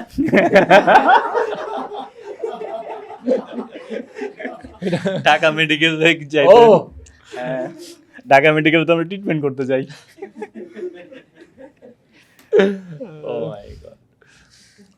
বললাম না, আমি তো সব দেখে আসছি। হ্যাঁ, না এটা আসলে বলবো যে আই এম সো লাকি, আলহামদুলিল্লাহ। কারণ ওর সাথে আমার ওয়াইফের সাথে যখন আসলে সম্পর্কটা ক্রিয়েট হয় 2015 দিকে, অনেক দিনের সম্পর্ক ছিল আমাদের। 15 সালে আর কি ওর সাথে আমার ফার্স্ট কনভারসেশন হয়, তাও ফেস টু ফেস না, মোবাইলে। তখন আমি ন্যাশনাল টিমের ক্যাম্পে, ডি ক্রুইফ কোচ। তো তখন আসলে আই থিঙ্ক মেডিকেল পরীক্ষা দিবে। তো তখন আর কি ও বিকারণেসার স্টুডেন্ট, এসএসসি এইচএসসি স্কুল সব ওইটাই। তো আসলে তো ওইখান থেকে শুরু আর কি। তো সে মেডিকেল পরীক্ষা দেয়, মেডিকেল বাংলাদেশের 1 নম্বর মেডিকেলে চান্স পায়, ঢাকা মেডিকেল কলেজ। তো সে সময় আমি আবার ন্যাশনাল টিমের হয়ে আই থিঙ্ক তাজিকিস্তান নাকি কোথায় গেছিলাম খেলার জন্য, না বঙ্গবন্ধু গোল্ড কাপ চলতেছিল। এটা আগে ওই যে 2015 সালে যে একটা টুর্নামেন্ট হলো বঙ্গবন্ধু গোল্ড কাপ, তো ওই সময় তো মোবাইলে কথা হইতো আস্তে আস্তে আস্তে আস্তে। ওই সময় তো নেন দেন যেটা হয় স্বাভাবিক, তাই না, প্রথম দিক দিয়ে। তো তখন থেকে আর কি মানে শুরু, অনেক আড্ডা, অনেক ঘোরাঘুরি, ঢাকা মেডিকেল, ধানমন্ডি ক্লাব বলতে ধানমন্ডি আবানি ক্লাব যখন খেলি, ধানমন্ডি ঘোরাঘুরি। তো আমাদের সম্পর্ক এখন পর্যন্ত প্রায় 11-12 বছর ধরে আমরা একসাথে আছি, ফার্স্ট অ্যান্ড লাস্ট। আপনার ফার্স্ট লাভ ছিল? হ্যাঁ, স্বর্ণালী কৃষ্ণ আপু আপনার ফার্স্ট লাভ? জি জি জি জি জি। ফার্স্ট লাভ বিয়ে করছেন, লাকি ম্যান। আপুর অবদান কতটুকু ছিল এই যে ইনজুরিতে পড়া, এই যে দুইবার আপনি বড় বড় ইনজুরিতে পড়ছেন, হ্যাঁ, এই যে স্ট্রাগল করা, ফুটবলার হয়ে ওঠা, আপুর অবদান কতটুকু? ফার্স্ট পিরিয়ড অফ আমার লাইফের ফুটবল জার্নিতে আমার মা বাবা ভাই, এবং 2015 সাল থেকে এখন পর্যন্ত এই পিরিয়ড আমি বলবো যে আমার ওয়াইফের অবদান সবচেয়ে বেশি, স্বর্ণালীর অবদান সবচেয়ে বেশি। কারণ যখন আমি ইনজুরি হই, স্পেশালি 2018 সালে, আমি কিন্তু 2012 সালে একবার ইনজুরিতে পড়ছিলাম মোহামেডান ক্লাবে, ওইটাও সার্জারি করতে হয়েছে আমার, একটা ছোট সার্জারি ছিল। কিন্তু 18 সালে অনেক মেজর ইনজুরি হয় আমার ক্যারিয়ারের। তো আসলে আমি মানে আমার ওয়াইফের কাছ থেকে যেই সাপোর্টটা পেয়েছি, ও মাই গড, মানে হসপিটালে ও আমার সাথে ছিল, এবার কেয়ার যেটা আগে অ্যাপোলো ছিল, অ্যাপোলো হসপিটালে। তখন কি ঢাকা মেডিকেলের স্টুডেন্ট উনি? জি, বাহ, পার্সোনাল পেশেন্ট পেয়ে গেছেন। আসলে ওই সময়টা আসলে যে ধরেন এই এসিএল সার্জারি হইলে আপনার মানে নর্মালি আপনার ক্রেস্ট ছাড়া হাঁটা যায় না, আচ্ছা, আর বেডে তো থাকতে হয়, বেড থেকে পাও নামানো যায় না, এত প্রচন্ড ব্যথা। মানে তখন পাটাকে ধরে নামানো, ধরুন যতই নার্স থাকুক, নিজস্ব মানুষ থাকাটা খুবই জরুরি। ধরেন গা মোছানো, ইচ এন্ড এভরিথিং। সো 2018 সালে ওর কাছ থেকে যেই সাপোর্টটা আমি পেয়েছি, পুনরায় আবার নিজেকে আবার সেই লেভেলে নিয়ে আসা শুধুমাত্র ওর জন্যই সম্ভব হয়েছে। ইভেন দো আবার 2021 সালে আমার সেম এসিএল লিগামেন্ট ছিঁড়ে যায়, তার সাথে মিনিসকাস ড্যামেজ হয়ে যায়, তারপরে আপনার কার্টিলেজও ড্যামেজ হয়ে যায়, কনজারভেটিভ ইনজুরিতে পড়ে যায় আমি। এগুলো কিছুই বুঝতেছি না, বাট ওকে। 2021 সালে তো আমি মুম্বাইতে সার্জারি করতে গেছিলাম, মুম্বাই থেকে আসি সার্জারি করে। ওই সময় আরো বেশি ডিফিকাল্ট ছিল আমার জন্য। তারপরে ইচ অ্যান্ড এভরি ডে আমার সাথে আমার ওয়াইফ ছিল, খাওয়ানো থেকে স্টার্ট করে শাওয়ার নেওয়া, এভরিথিং সবকিছু নিজের হাতে করেছে। মানে এই সাপোর্টটা আসলে আমার মনে হয় আই এম ভেরি লাকি। কারণ আমার মা বাবা তো একটা পিরিয়ডে আমার সাথে ছিল, পরবর্তীতে আমার ওয়াইফ আমার সাথে এখন পর্যন্ত যেভাবে সাপোর্ট, মানে অ্যাজ এ ডক্টর, এটা কিন্তু মানে ওর একটা পার্সোনাল লাইফ এবং একটা ইন্ডিভিজুয়াল যে পড়াশোনার ব্যাপার, ভাই মানে এক মিনিট, ডক্টরের পড়াশোনা অনেক হার্ড। মানে আসলে যে ও কখনো বলে নাই যে তুমি বসো আমি আগাই, বলতেছে আমি আছি তুমি আগাও। Lucky person. মানে এখন পর্যন্ত সেম ওয়ার্ড ইভেন তো আমার ছেলে মানে আসলে একটা বাবুকে মেনটেন করা কন্ট্রোল করা কিন্তু অনেক অনেক ধৈর্যের ব্যাপার। এখনকার বাবু তো আরোই। আর মা ছাড়া বাবুরা কিছুই বোঝে না। সো এখনো বলতেছে যে আমি আছি, ফ্যামিলি সব কিছু। ওর বয়স কত হয়েছে? অনেকই আমার মতোই, আমার 1-2 বছরের ছোট। তো এই যে মেন্টালিটি, এই মেন্টালিটির জন্যই আমি এই পর্যন্ত এসেছি। এই কথাই তুমি আগাও, তুমি তোমার লাইফ, আগে তোমার ফুটবল, তারপর সব কিছু। এই সাপোর্টটা অনেক জরুরি যে কোনো মানুষের জন্য। That's true. এই সাপোর্ট থাকলে আসলে অনেকেই অনেক দূর যাইতে পারবে। জি জি জি। আপনাদের যাদের ব্রেকআপ হয়েছে ভাই কষ্ট হবেন না, ঠিক আছে? হয়েছে না মনে হয় কারো হয়েছে। নিশ্চয় আপনার কোনো দোষ? আমি জানি ভাই, আমরা উই আর ভেরি অনেস্ট থাকি। হ্যাঁ, কিন্তু ভাই আপনি অনেক ছেড়ে যাওয়ার সবথেকে বড় রিজনটা দিছি কি তোমার সাথে রিলেশনশিপ বোরিং হয়ে গেছে বিকজ ইউ টু পারফেক্ট, আমি তোমার কোনো দোষ খুঁজে একটু কাকা এট দ্যাট মোমেন্ট। ভাই আপনি অনেক স্মার্ট, অনেক সুন্দর, ডোন্ট ওয়ারি। ইনশাআল্লাহ। বিগ শাউট আউট টু স্বর্ণালী আপু, স্বর্ণালী কৃষ্ণা আপু, থ্যাংক ইউ সো মাচ আমাদের তপু ভাইকে এত সাপোর্ট দেওয়ার জন্য। সো মানে আমরা তপু ভাইয়ের মতো একটা পার্সন পাইছি। আমি চিন্তা করতেছি, আমি এখানে বসি, অপোনেন্ট একটা গেস্ট আসে, ওরা সবাই লাকি হয়, আমার কপাল যেন খারাপ আমি জানি না, ঠিক আছে? লাস্ট যাতে মোর্শেদ মিশু ভাই আসছে, I am so lucky, I have that person. Topu ভাই আসছে, আই অ্যাম সো লাকি, ঠিক আছে? ইনফ্লুয়েন্স হয় না কেন এইদিকে? হবে হবে, হ্যাঁ ইচ্ছা করে না মনে হয় না? হ্যাঁ না, আমি আহমেদ শাহিক ভাইয়ের কাছ থেকে শুনলাম, ওর জিজ্ঞাসা করলাম যে দুইটা ডেডিকেটেড পার্সন যারা ওয়ার্ল্ড কাপ মানে বাংলাদেশ ফুটবল টিমের, একটা আপনার নাম নিছে যে ও তপু যেভাবে ইনজুরি থেকে রিকভার করছে, ওই যে রেগুলার একটা লাইফ লাগে, একটা লাইফ স্টাইল লাগে, স্ট্রিক্টলি মেনটেন করতে হয় সব কিছু। সো এই ডেডিকেশনটা বললো, মানে আহমেদ শাহিক ভাই হয়তো বা স্বর্ণালী আপুর কাহিনীটা জানতো না, বাট আসলে আমার এখন মনে হইতেছে যে আপনার আসলে এটা তো আমার ধরেন ফার্স্ট স্টেপ ছিল। আমাকে বলেন তো ইনজুরির টাইমটা শুধু কঠিন থাকে আমি কতটুকু? বলি, হ্যাঁ। ওটা তো ধরেন নিজেকে মানসিকভাবে রেডি করানোর জন্য ধরেন ওইটা ফার্স্ট স্টেপ। হুম সেকেন্ড স্টেপ হলো আপনি সেইখান থেকে কিভাবে বের হচ্ছেন। হুম আপনার ইউ ক্যান্ট ইমাজিন, আমি যখন রিহেব করতাম, রিহেবিলেশন মানে আপনার নিজেকে রেডি করার জন্য নেক্সট স্টেপে যাওয়ার জন্য, মানে আপনি মাঠে পারফর্ম করার জন্য এবং মাঠে রানিং করার জন্য, যে হাঁটার জন্য যেই প্রক্রিয়াটা, এটা হইলো আপনার অফ দ্য পিচ, ইনডোর। তো আমার রুটিন ছিল সকাল 10টা বাজে সুইমিং করতাম। হুম সুইমিং আপনার প্রায় 1 ঘন্টা, সুইমিংয়ে যাবতীয় যত এক্সারসাইজ ছিল করতাম। সুইমিং থেকে আসার পরে আপনার ধরেন হাঁটতাম, slow slow slow slow crutch ছাড়া হাঁটতাম। প্রথম তো ক্রেস্ট সহ আপনার যে জার্নিটা, আপনার এক্সারসাইজ প্রক্রিয়ায় আগাইতাম। আপনার এই সুইমিং, সাইকেলিং আমার ধরেন 2 মাস এক জিনিসই বারবার করতে হচ্ছে, বুঝছেন? Swimming, cycling.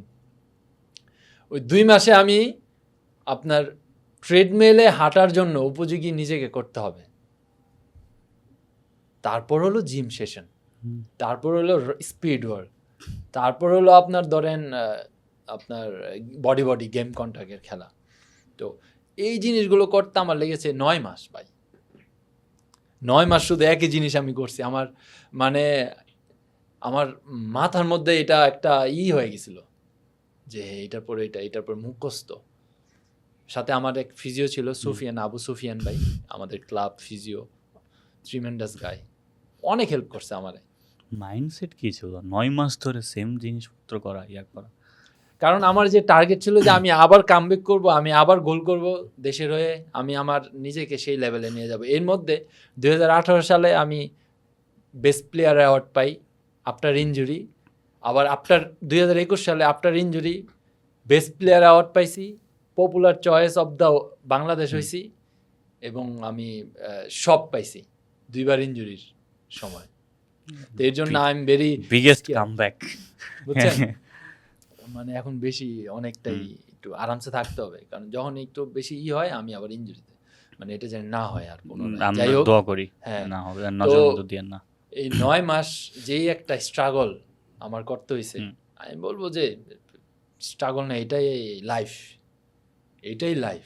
তো রিয়েল লাইফ রিয়েল ফাইটার হইতে গেলে আপনার এইগুলা করতে হবে, যে কোনো প্রফেশনে হোক।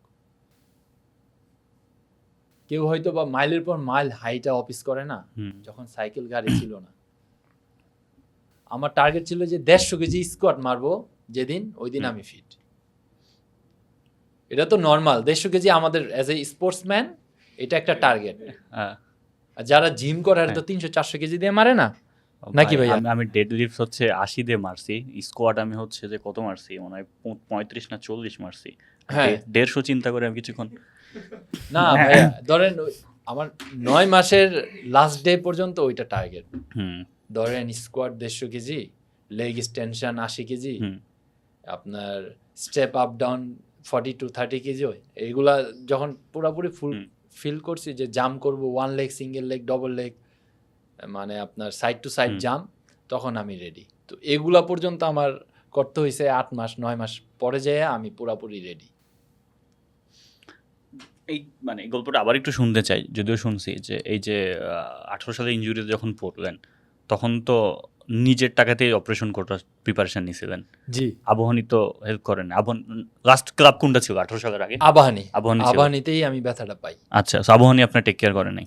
টেক কেয়ার বলতে মানে ওনাদের কাছে তো আমি যে পেমেন্টটা কন্ট্যাক্ট করছিলাম, আমি আই হোপ আই টেক 95%। ওকে, 5% কি কেউ কাটে রাখছে? না কাটে রাখেন, ওই 5% আমাকে দিতে বাধ্য হয়েছে, আমাকে দিছে। হ্যাঁ, তখন আর কি আমি এরকম ছিলাম আর কি। যাই হোক, তো 18 সালের সালে আইকনিক এই যে ইয়াটা হসপিটাল বেডে হচ্ছে বসুন্ধরা কিংসের হয়ে সাইনিং করা, ওই 18 সালে যখন আমি অপারেশন করি, অপারেশনের টাকাটা বসুন্ধরা কিংস দিছিল।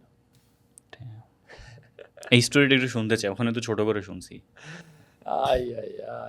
আমি যখন সার্জারি করতে আসবো ক্লাব থেকে, তো তখন ক্লাব ম্যানেজার ওয়াসিম ভাই, তো উনি আমাকে ফোন দেয় যে এই ব্যাপার, তুমি এবার কি আর এই সার্জারি করাও, বিল যত হয় আমরা দিয়ে দিব। আই থিঙ্ক 1,70,000 এর মতো বিল আসছিল, আমাকে আইসে ডাইরেক্ট ক্যাশ দিয়ে গেছে, এই টাকাটা তুমি বিল পে করে দাও। তো আসলে এরকম লেভেলের মেন্টালিটি আসলে আমাদের ফুটবলের জন্য খুবই জরুরি, খুবই জরুরি। কারণ আমরা মানে আমি দেখেছি যে আমাদের অনেক ট্যালেন্টেড প্লেয়ার ইনজুরি হওয়ার পরে হারাই গেছে। অনেক ভাই, একটা ইনজুরি হয়েছে আসলে বয়ে সার্জারি করায় নাই, যদি সার্জারি করায় আর যদি হাঁটতে না পারে, এটা ওকে বোঝাবে কে? এখন অনেক প্লেয়ার ইনজুরি হয়, বিশ্বাস করেন, যেভাবে হোক আমার সাথে আইসে যোগাযোগ করে যে তপু ভাই আমি কি করবো, আপনি তো এতবার ইনজুরি হয়েছেন, আমাকে একটু বলেন। আমি ফার্স্ট কথা বলি, ভাই সাহস রাখবেন, ধৈর্য ধরবেন। এই যে দেখেন আমি আপনাদের সামনে খেলতেছি না, কেমনে খেলতেছি, এটা বলার পরে সবাই ও ভাই অনেক ভালো লাগতেছে, ভাই আপনার সাথে কথা বলে খুব খুশি লাগতেছে। ইভেন তো আমি সব ওয়ার্ক দেখাই দিই, এটার পরে এটা স্টেপ বাই স্টেপ। তো এই জিনিসগুলো আগে ছিল না, কারণ আসলে আপনি যেটা পরে উতরাই আসবেন সেটা কিন্তু আপনার মাথায় আজীবন থেকে যাবে। তো ওই যেটা বললাম যে ক্লাব অনেক ইম্পর্টেন্ট একটা প্লেয়ারের জন্য, এবং সে তো ক্লাবের হয়েই ব্যথা পায়, ক্লাবের হয়েই খেলতে যেয়ে ব্যথা পায়। কিন্তু এখন একটা নিউ রুলস বের করছে ফিফা, ন্যাশনাল টিমের হয়ে যদি কোনো প্লেয়ার ইনজুরি হয় তাকে ফিনান্সিয়ালি একটা ভালো সাপোর্ট দিবে। এই জিনিসটা খুবই ভালো হয়েছে আমাদের সব দেশের জন্যই এটা প্রযোজ্য। ওকে, 18 সালে জয়েন করলেন, 21 সালে যখন ইনজুরিতে বললেন তখনও কি বসুন্ধরা কিংস আপনার পুরো টেক কেয়ার করছে? বসুন্ধরা কিংস আমি অ্যামাউন্টটা বলবো কিনা জানি না, দে গিভ মি 11 লাখ টাকা এই ইনজুরি থেকে ইয়ার জন্য, শুধু সার্জারির জন্য তারা 11 লক্ষ টাকা খরচ করছে আমার পিছনে। মুম্বাই ওই ধারিভাই আম্বানি যে হসপিটাল, পপুলার হসপিটাল, ওইটাতে আমি সার্জারি করেছি। One of the best doctor Dinshaw Pardiwala, আমার কাছে ছবি আছে, আমি দেখাবো কে কাকে সে ট্রিট করে। সচিন টেন্ডুলকার, বিরাট কোহলি, বীরেন্দ্র সেহবাগ, পান্ডিয়া 2 ভাই, ওই যে আর্চার ওই যে মারছিল না, ওই যে নীরজ চোপড়া, ও তারপরে কে রাহুল, ওই ডক্টর দিয়ে আমি সার্জারি করাইছি। এখন পর্যন্ত সৃষ্টি করতে গিয়ে ভালো আছি, নো কমপ্লেন, নাথিং। এবার একটু বলেন, আমরা একটু বসুন্ধরা কিংসে আসি। বসুন্ধরা কিংস বাংলাদেশ ফুটবলে অ্যাড হওয়ার পর কি কি চেঞ্জেস ফিল করেন, বা এখানকার কোনো প্রেশার ন্যাশনাল টিমে পড়ে কিনা? আসলে বসুন্ধরা কিংস যখন তারা 2018 সালে আসলে বিপিএল খেলার জন্য আপনার লাইসেন্স পায়, তারা তো আগে আমাদের দেশে খেলতে গেলে আপনার আগে চ্যাম্পিয়নশিপ খেলতে হয়, যেটা ওই ফার্স্ট ডিভিশন বলি আমরা। ওইটা খেলে যদি আপনি চ্যাম্পিয়ন হন তাহলে আপনি বিপিএল খেলতে পারবেন, বিপিএল প্রিমিয়ার ডিভিশন লিগ খেলতে পারবেন। তো তারা সেইখানে চ্যাম্পিয়ন হয়, হওয়ার পরে 2018 সালে তো তারা আইসেই আপনার ইন্ডিপেন্ডেন্ট কাপ এবং ফেডারেশন লিগ চ্যাম্পিয়ন হয়, দুইটা ট্রফি পায়। তার পরের বছর থেকে আমি আপনার বসুন্ধরা কিংসে জয়েন করি 18 সালে, তারা 17 সালে লিগ জিতছে। তারপর থেকে এখন পর্যন্ত আছে। আসলে তাদের যেই ফিলোসফি এবং তাদের যেই মেন্টালিটি স্পোর্টস নিয়ে খুবই পজিটিভ, কারণ 2 বছর 3 বছর পরে এত বড় স্টেডিয়াম বানানো, এত বড় স্পোর্টস কমপ্লেক্স বানানো এবং এত বড় গোল জিম বানানো, যেটা আমাদের দেশেই নাই, সারা এশিয়াতেই নাই। ইভেন তো ওই বসুন্ধরা কিংসের প্রত্যেকটি প্লেয়ার আমরা গোল জিম ইউজ করি, সব ফ্যাসিলিটিস ইউজ করি। তো আসলে এটা একটা আমি বলবো যে role model Bashundhara Kings, Bashundhara group, because স্পোর্টসকে আসলে নট অনলি ফুটবল, তারা দেখেন রংপুর রাইডার্স টিম করে, তারপরে বিপিএল একটা ক্রিকেট টিমও কিনছে এখন। তারা আসলে টোটাল স্পোর্টসকেই কিন্তু হেল্প করে, স্পন্সরশিপ দিয়ে হোক, এভরিথিং দিয়ে। আসলে প্রেশার বলতে যেটা আপনি বললেন যে আসলে বসুন্ধরার হয়ে খেলাটা বা অন্য কোনো ব্যাপারে প্রেশার আসে কিনা, আসলে প্রেশার বলতে ভাই আসলে কি আমি বলবো যে আসলে সেই টিমে একটাই প্রেশার যে আপনি ভালো খেলতে হবে, সব ভালো ভালো প্লেয়াররা থাকে। আপনি যদি ভালো পারফরমেন্স না করেন হয়তো বা আপনাকে তারা রাখবে না, আপনার রিপ্লেসে আরেকজন ভালো প্লেয়ার নিয়ে আসবে। আপনি যখন ফুটবল বসুন্ধরা হয়ে খেলতেছেন, ফুড হ্যাবিটটা কি বাসা থেকে যায় নাকি ক্লাব থেকে আসে?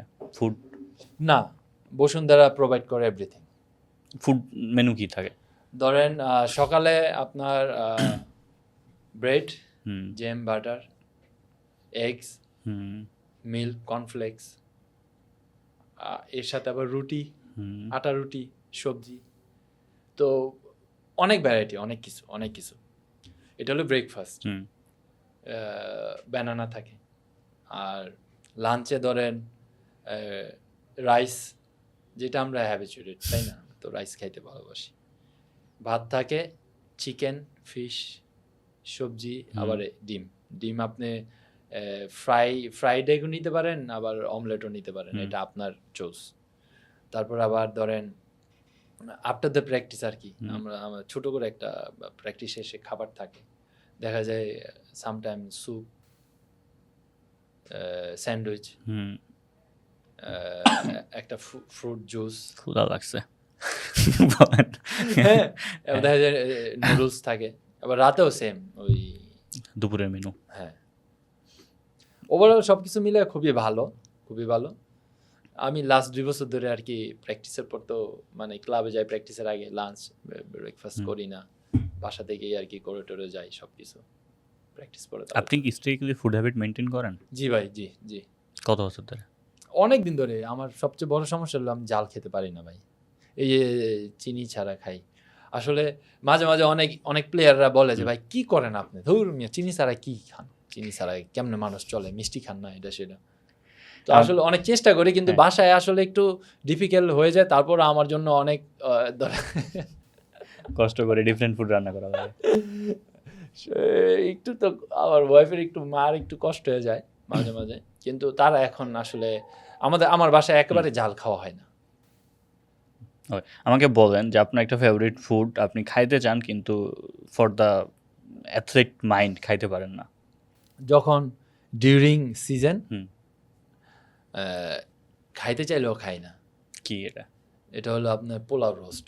ও আচ্ছা, খাওয়ায় না, আমার একটু পরে নিয়ে যায়, ঠিক আছে? কিন্তু আমি আজকে খেয়ে আসছি পোলাও রোস্ট, কারণ এখন আমি অফ সিজন। সেন্ট মার্টিনের পক্ষে 2টা গোল করছে, একটা পোলাও রোস্ট কাউন্ট করা যায়। হ্যাঁ, আমার ওয়াইফের হাতে খুব মজা। একদিন আপনাদের দাওয়াত দিলাম, সবাই আসবেন আমার বাসায়, এখানে যে এই মহাখালী দক্ষিণ পাড়া। ইনশাআল্লাহ ভাই।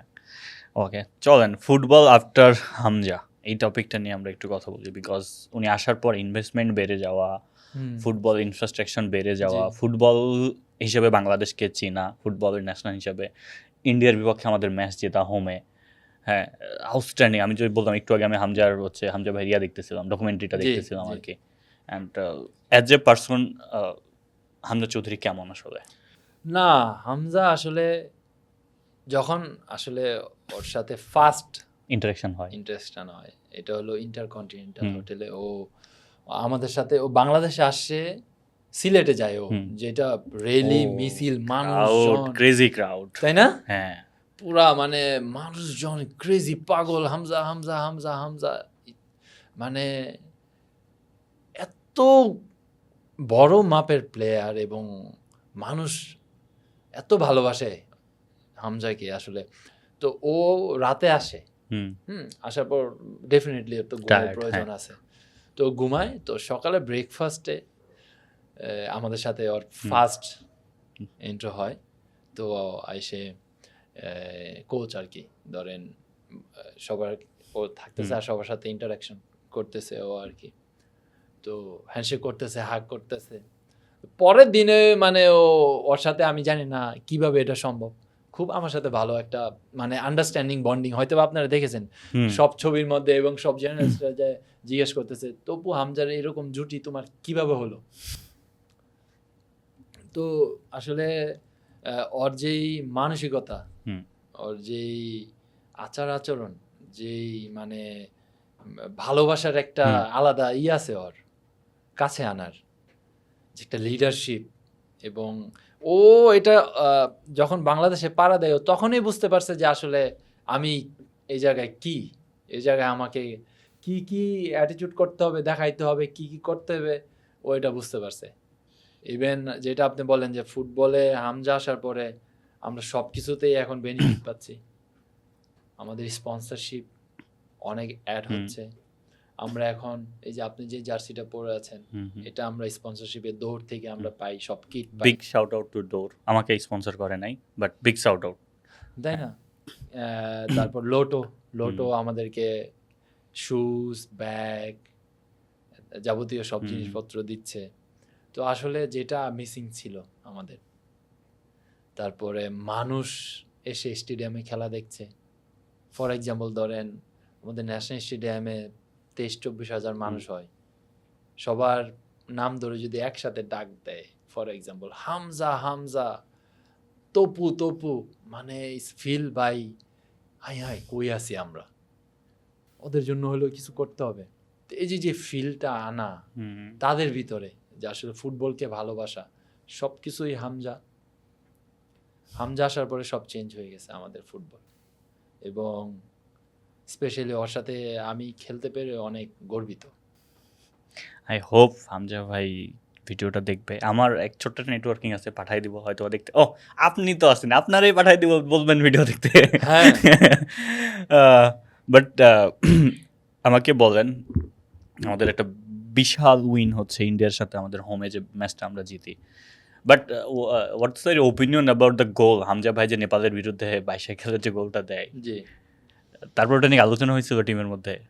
ও হামজা ওই ম্যাচে 2 গোল করে। হ্যাঁ, একটা পেনাল্টি থেকে, একটা penalty, হচ্ছে একটা বাইসাইকেল। আসলে he was ready, fit man, fit যে কোনো সিচুয়েশন থেকে বডি, মাথা, চেস্ট, যে কোনো কিছু করতে পারে। আর আমি একদম ওর কাছে ছিলাম, আমি বুঝিও না যে হামজা এরকম বাইসাইকেল কিক করবে।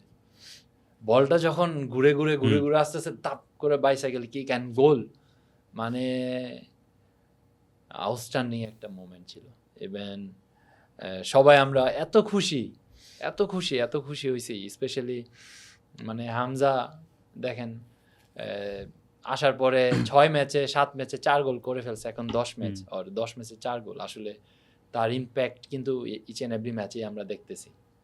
তো আসলে তার লেভেল যেই অনুযায়ী সে এটাকে ধরে রাখার চেষ্টা সবসময় করতেছে এবং প্রত্যেকটা ম্যাচে সর্বোচ্চ দিয়ে চেষ্টা করে। আমাকে একটু বলেন ইন্ডিয়ার ম্যাচটা নিয়ে একটু শুনতে চাই, যেটা বাংলাদেশে হয়েছে। ইন্ডিয়া ম্যাচ আসলে বিফোর ম্যাচ মাইন্ডসেট কি ছিল? একটাই কথা ছিল যে ইন্ডিয়াকে এবার হারাবো, একটাই কথা। ইভেন দো হোটেল রুমে আমরা সবাই প্লেয়ারদের মিটিং এবং কোচেসদের মিটিং, শুধু একটাই কথা ছিল যে ইন্ডিয়াকে এবার হারাবো, দিস ইজ দ্য টাইম, আমরা ওদেরকে হারাবো। এটাই আমাদের একটাই কথা ছিল, যে সাথে আমাদের দেশের সব মানুষ প্লাস স্টেডিয়ামে যত সাপোর্টার আসবে সব আমাদের মানুষ, এই জায়গায় আমরা হারাবো। তো আসলে যখন আমরা ভেরি আর্লি কিন্তু গোলটা পাই, এবং এটাই সবচেয়ে বড়, ফুটবলের সবচেয়ে বড় টাফ ব্যাপার। আপনি যখন ভেরি আর্লি গোল পাবেন, ওটাকে ক্যারি করা, ধরে রাখাটা অনেক ডিফিকাল্ট ব্যাপার, যেটা আসলে আমি সবাইকে ধন্যবাদ দিতে চাই। As a team defending we are did fucking good man, ভালো করছি, অনেক ভালো করছি, কারণ একটা চান্স পাই না ক্লিয়ার যে আমরা গোল কনসিড করতে পারি। তো ওই ক্ষেত্রে বলবো যে মানে আমি একটা ইনসিডেন্ট বলতে চাই, সুনীল ছেত্রী, আমি ইয়েলো কার্ড খাইছি। আচ্ছা, তো আমি মনে করছিলাম যে থ্রোটা আমাদের থ্রো কেন নিবে, তো বলটা হাতে নিছে, ওর নাম মনে বিক্রম, মুম্বাই সিটিতে খেলে। তো ও বলটা নিয়ে এরকম করছে, আমি বলটা ধরতে যাই, ওরে থাপ করে হাত দিয়ে বাড়ি মেরে ফালাই দেয়, হয়তো বা আপনারা দেখছেন না। ও ফার্স্ট আমার ধাক্কা দিয়ে ফালাই দেয়, হ্যাঁ, কিন্তু আমার ভিতরে ইন্ডিয়ার সাথে আমি ধাক্কা লাগে পড়ে গেলাম গা, তাও মানে এটা বিলিভ করেন এটা কাজ করছে। হ্যাঁ, মানে ওর সাথে আমি বাড়ি লেগে পড়ে গেছি, দেখবেন ভিডিওটা, আমারও পুশ করছে, ধাপ করে আমি পড়ে গেছি। পড়ে যাওয়ার পরে বলটা থ্রো হয়েছে, ও বলটা আবার হাতে নিয়ে নিছে, এর জন্য আমি যে ওকে করি আর কি, রাশ করে আর কি, হাত দিয়ে দুই কোনো দিয়ে ওকে আমি মেরে ফেলে দিই, ও তো ভাপ টাপ ধরে। ওই ইনসিডেন্টের জন্য আমি সিঙ্গাপুর ম্যাচ মিস করছিলাম, সেকেন্ড ইয়েলো হয়ে যায় আমার। Your ability with Sunil Chhetri, এটা কেমন ছিল? এটা তারও সুনীল ছেত্রী আমি আপনাকে বলতে পারি না, ও তো গেমের আগে হচ্ছে যে আপনার অবসর ভেঙে আপনাদের ম্যাচে আসে, ওইটা ওদের ওখানে, আর এখানে সাথে ওখানে তো আপনার সাথে হয়েছিল। হ্যাঁ, ওখানে তো ওর জার্সি ধরে এভাবে দৌড়ে একটা ছবি দেখাবো। এটার কাহিনী কি? হ্যাঁ, এটার গল্প কি বলেন তো? আছে না ছবিটা? হ্যাঁ, আমি বের করতেছি, তার আপনি গল্প বলেন। গল্প বলতে আসলে সুনীল তখন বুঝে গেছে যে ওই ম্যাচে ওর সাথে আমার 2-3টা মানে একটা পুশ ধাক্কাধাক্কি হয়েছে, ওরে ধাক্কা দিয়ে আমি দূরে সরাই দিই যখন, তখন ও আমার দিকে তাকায়, হাই এটা কি? হ্যাঁ, আমি ওরে পাত্তাই দিই নাই, বুঝছেন? ওই সময় ও একদম কোয়াইট ছিল। তখন আসলে রিটায়ারমেন্টের পরে আসে, হামজাকে দেখে ওরে নিয়ে আসে যে সুনীল ছেত্রী হয়তো বা ম্যাচটা আবার জিতাই দিবে, ওই প্ল্যান করে ওরে নিয়ে আসে। কিন্তু আসলে সুনীল আসলে একটা কি প্লেয়ার ইন্ডিয়ার জন্য, একটা লিডার। মানে সুনীল যা বলে ইচ অ্যান্ড এভরি প্লেয়ার সেটাকে মাথা নিচু করে শুনে। আর ইভেন দো ওরা কি বলে আপনি বিশ্বাস করেন, পাজি ইয়েস পাজি, নো পাজি, মানে এইভাবে ওরা সম্মান করে সুনীলের।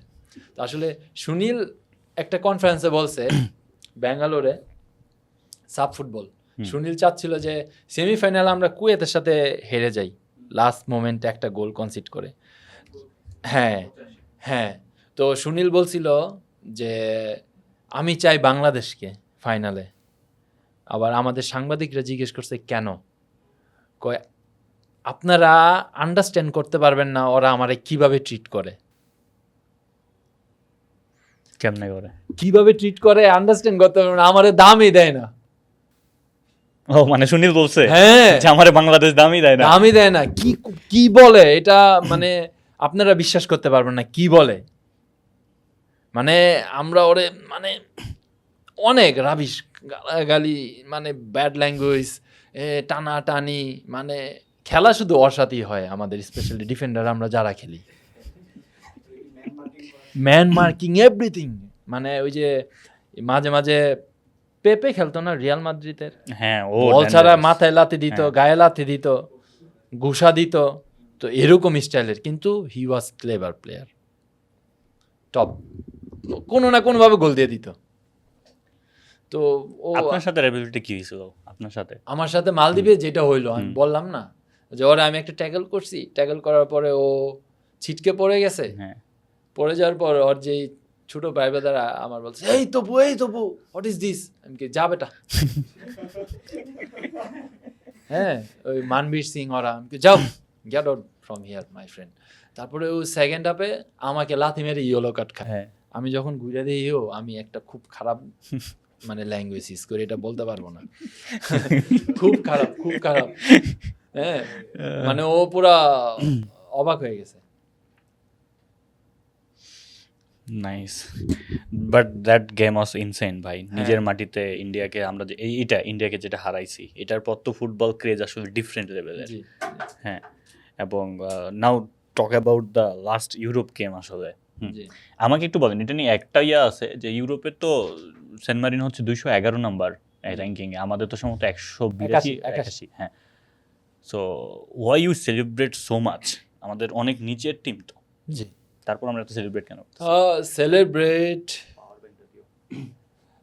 সেলিব্রেট করার কারণ হলো যে আসলে আমাদের প্রথম কোনো ইউরোপের টিমের সাথে খেলা, হোক সে 211 এবং হ্যাঁ, দিস ইজ নট কাউন্টেবল ভাই। আর সবচেয়ে বড় এক্সাইটমেন্ট এবং সেলিব্রেশনের কারণ হলো দর্শক, আমাদের বাইরা স্টেডিয়ামে পুরাপুরি 95% দর্শকে ছিল আমাদের বাংলাদেশ। ইনসেন ভাই।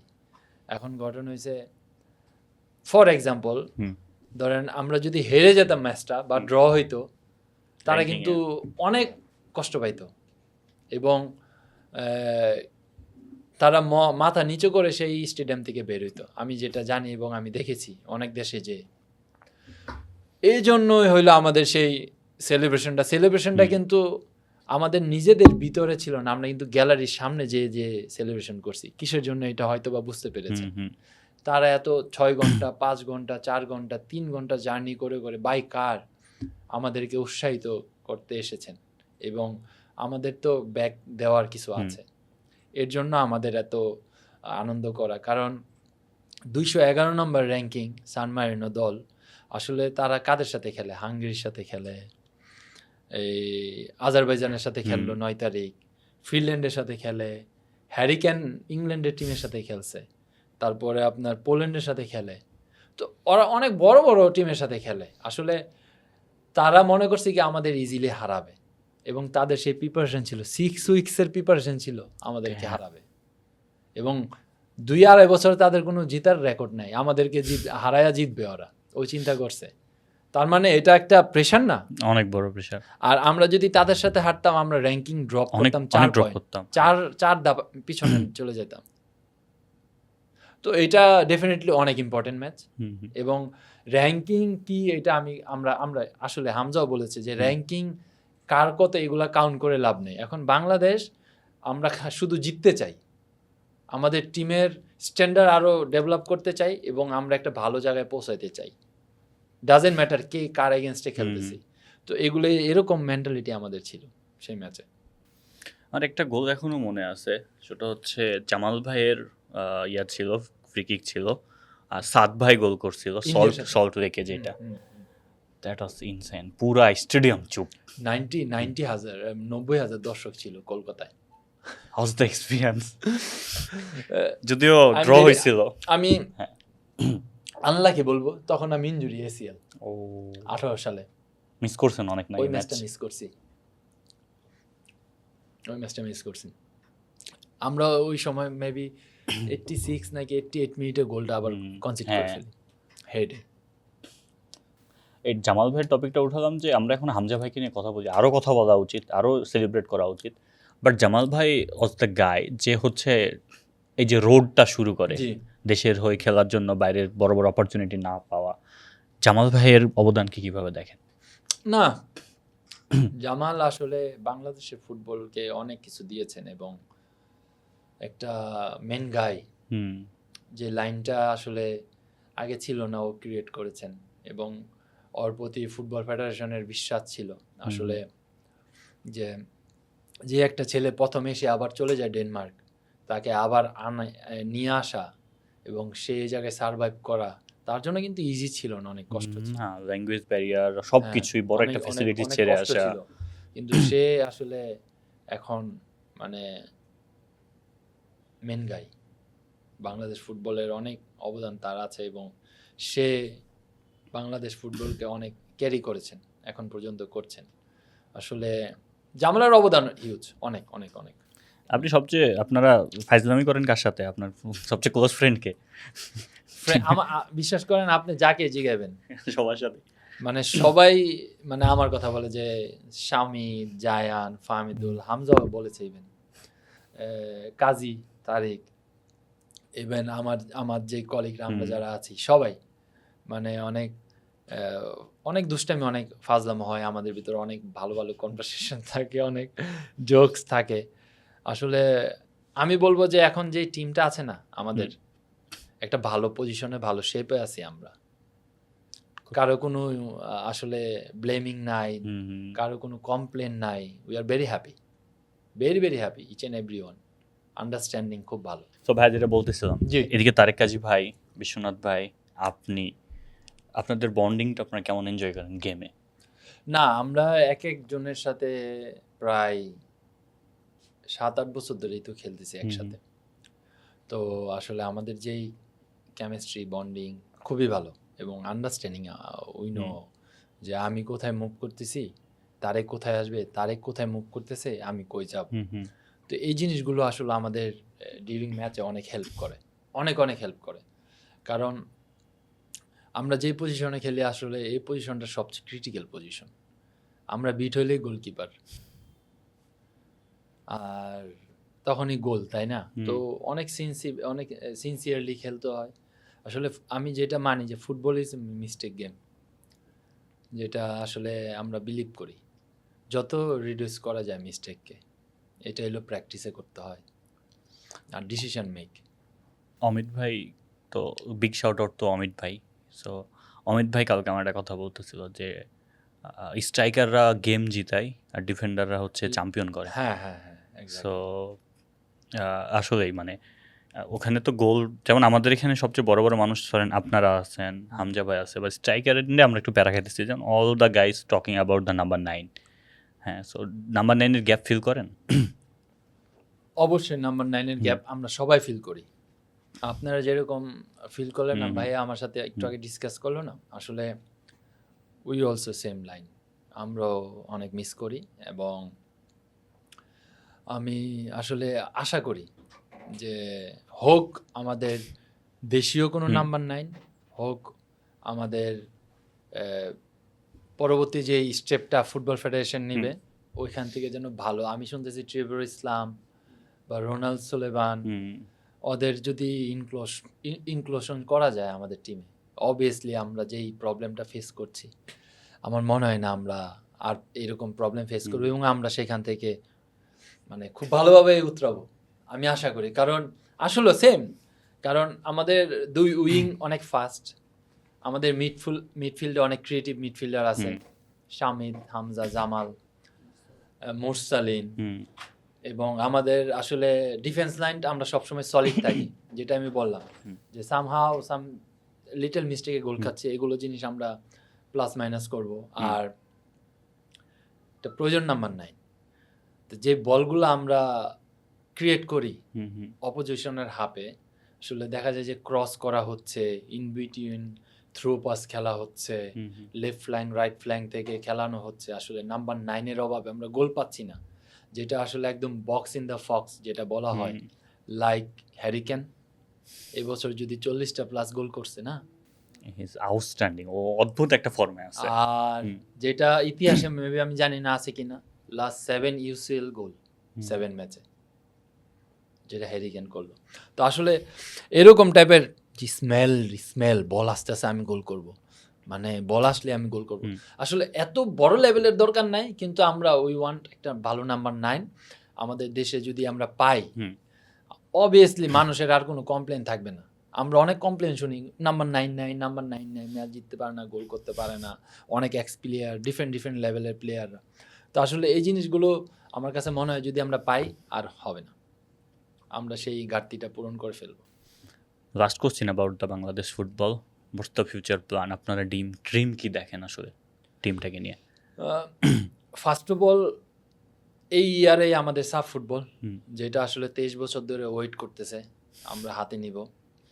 এটা হলো মেন টার্গেট, যেহেতু এটাই এখন আমাদের সবচেয়ে বড় একটা ব্যাপার। কারণ সব প্লেয়ার একটাই আওয়াজ যে আমরা সাব জিতবো, সবাই A to Z পর্যন্ত। আসলে যেহেতু এটা আমাদের ফার্স্ট প্রায়োরিটি এই সিজনে, তার পরবর্তী সিজনে দেখা যাবে যে ওয়ার্ল্ড কাপ কোয়ালিফায়ার রাউন্ডের ম্যাচ খেলা স্টার্ট হবে, ফিফা ফ্রেন্ডলি থাকবে, এশিয়া কাপ কোয়ালিফায়ার রাউন্ডের ম্যাচ খেলা থাকবে। তো টার্গেট স্টেপ বাই স্টেপ আমার কাছে মনে হয় এটাই বেটার। আর আমরা যদি বেশি কনজারভেটিভ করতে যাই তখনই প্রবলেম, ডিসিশন মেকে প্রবলেম হবে। তো আমি চাই যে এই সিজনটা, এই বছরটা আমরা সাব টার্গেট করছি এবং পরবর্তী স্টেপে আমাদের ফিউচারে কি আসে ওইটা আমাদের প্ল্যান থাকবে। কিন্তু আমি যেটা মনে করি যে বাংলাদেশ ফুটবলকে আমরা যেই জেনারেশনটা এখন আছি, একটা মিডল এশিয়াতে এবং আপনার ওয়ার্ল্ড কাপ কোয়ালিফায়ার রাউন্ডের ম্যাচে আমি চাই যে আমরা এশিয়া কাপ খেলবো, এটা হলো আমাদের মেইন টার্গেট। আর হলো ওয়ার্ল্ড কাপ কোয়ালিফাই রাউন্ডের, যেহেতু আমরা সেকেন্ড রাউন্ডে তো যেতে পারবোই যদি আমরা সেইভাবে প্রিপারেশন নিয়ে যাই। এই জিনিসগুলো স্টেপ বাই স্টেপ যদি আগাইতে পারি, অবভিয়াসলি এখন 48 টিম ওয়ার্ল্ড কাপে খেলে।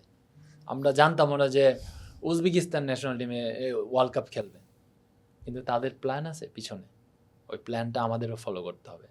যেটা তারা 10, 12, 14, 16 একটা ব্যাচকে 16 বছর ধরে একসাথে রাখা এবং ওই টিমটাকে 21, 23 এবং ন্যাশনাল টিমের সব প্লেয়ার ওই স্কোয়াডের, ঠিক আছে। তো এইভাবে পরিকল্পনা নিয়ে যদি আমরা আগে, definitely we can play world cup. যে মানুষ আজকে তপু বর্মনকে দেখে ফুটবলার হওয়ার ড্রিম দেখে, তাদেরকে কি বলবেন আসলে? আসলে এটা খুবই ভালো ব্যাপার এবং খুবই টাফ ব্যাপার। আমি আমার এক্সপিরিয়েন্স শেয়ার করেছি। আসলে আপনার যদি অ্যাম্বিশন না থাকে, আসলে যেরকম আমি আমার তরফ থেকে বলি, আমার আইডলকে সার্জিও রামোস, বাংলাদেশে আমাদের মোহাম্মদ সুজন ভাই, আরিফ ভাই, আমার পজিশন যারা খেলতো সেন্টার ব্যাকে, আসলে যার যার একটা আইডল থাকা উচিত। আমার প্রফেশনে আমার ফুটবলার আইডল থাকা উচিত, আপনার প্রফেশনে অবশ্যই আপনার আইডল আছে, যার যার প্রফেশনে অবশ্যই এরকম আইডল রাখা উচিত যে আসলে সে কি বিহেভ করছে এবং তার লাইফস্টাইল কি এবং সে এতদিন কিভাবে খেলতেছে, কন্টিনিউ করতেছে। তো এগুলি জিনিস যদি আসলে আমরা জানার চেষ্টা করি, এবং সবচেয়ে বড় ব্যাপার ভালোবাসা। আপনি যদি আপনার প্রফেশনকে ভালোবাসেন, ডেফিনেটলি আপনি become success within 1 month, within 2 ইয়ার, 3 ইয়ার, আফটার 5 ইয়ার, কিন্তু আপনি সাকসেস হবেন। কিন্তু এই জিনিসটা আপনার লক্ষ্য রাখতে হবে যে আমি ফুটবল খেলি, আমি ফুটবলকে ভালোবাসি, আমি হার্ডওয়ার্ক করতে রাজি আছি, স্যাক্রিফাইস করতে রাজি আছি, এবং আমার গোল হলো আমি ন্যাশনাল টিমকে সার্ভিস করব। কিন্তু এই জায়গায় আসলে আপনি কি ফ্যাসিলিটিস পাচ্ছেন, এটা অনেক বড় ব্যাপার। আপনি কোথায় আছেন? আমি কালকে একটা কথা বলছি, আপনি এখন ফর এক্সাম্পল রংপুর বা রাজশাহীতে আছেন, আপনি ঢাকায় কিভাবে রিচ করবেন? আপনি ঢাকা রিচ করবেন হলো আপনার রংপুরে যে কোচ আছে তার কথা মতো আপনার চলতে হবে, তার কথা মতো চলে আপনাকে নিজেকে শো করতে হবে, এবং সে বলবে যে হ্যাঁ এখন তুমি ঢাকায় যেতে পারো, এখন তোমার সে অ্যাবিলিটি হয়েছে।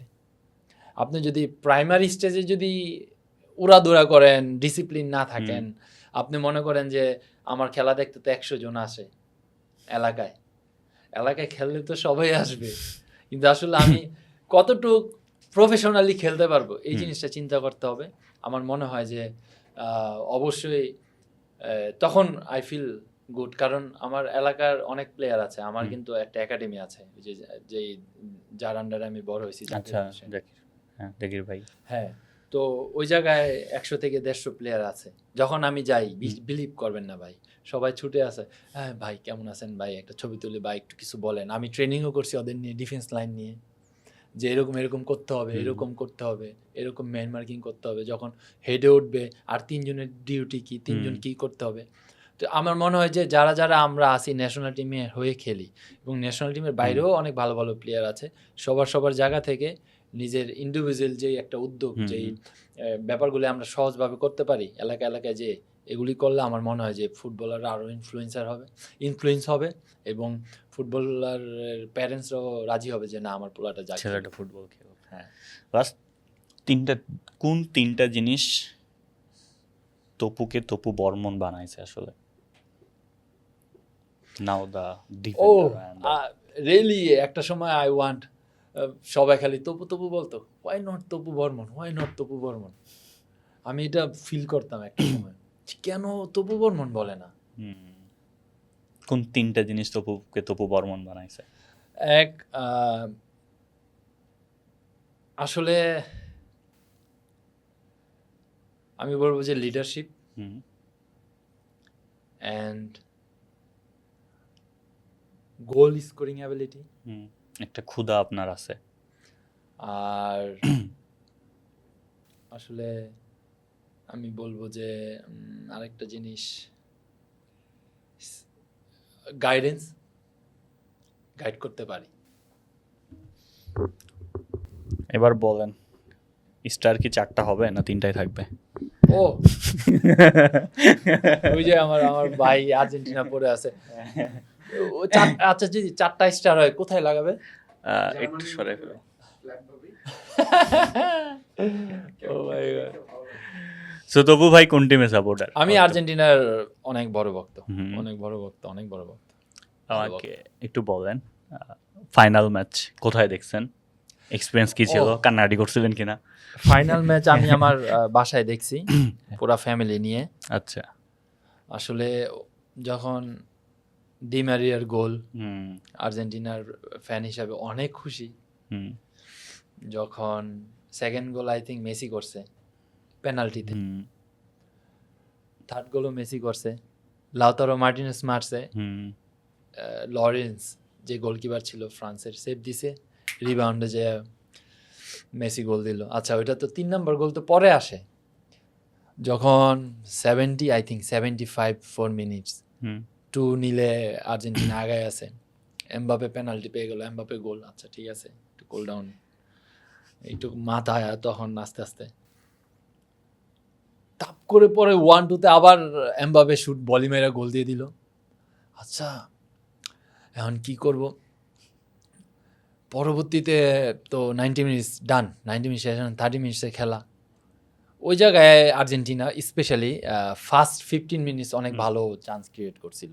লাউতারো একটা ইজি হেড মিস করছে, স্পেশালি আরেকটা 1v1 লাউতারো গোল দিতে পারে নাই। পরে মেসি বলরে বানাই দিয়া লাউতারো শুট করছে, মেসি আবার রিবাউন্ডে যায় গোল দিল। আরে আনন্দ কারে কয়, শেষ খেলা আর ফ্রান্স গোল দিতে পারবে না। খুব খুশি, লাফালাফি আনন্দ, আরে চিৎকার চেঁচামেচি, আমার ভিডিও অবশ্য আছে। পরবর্তীতে যখন আবার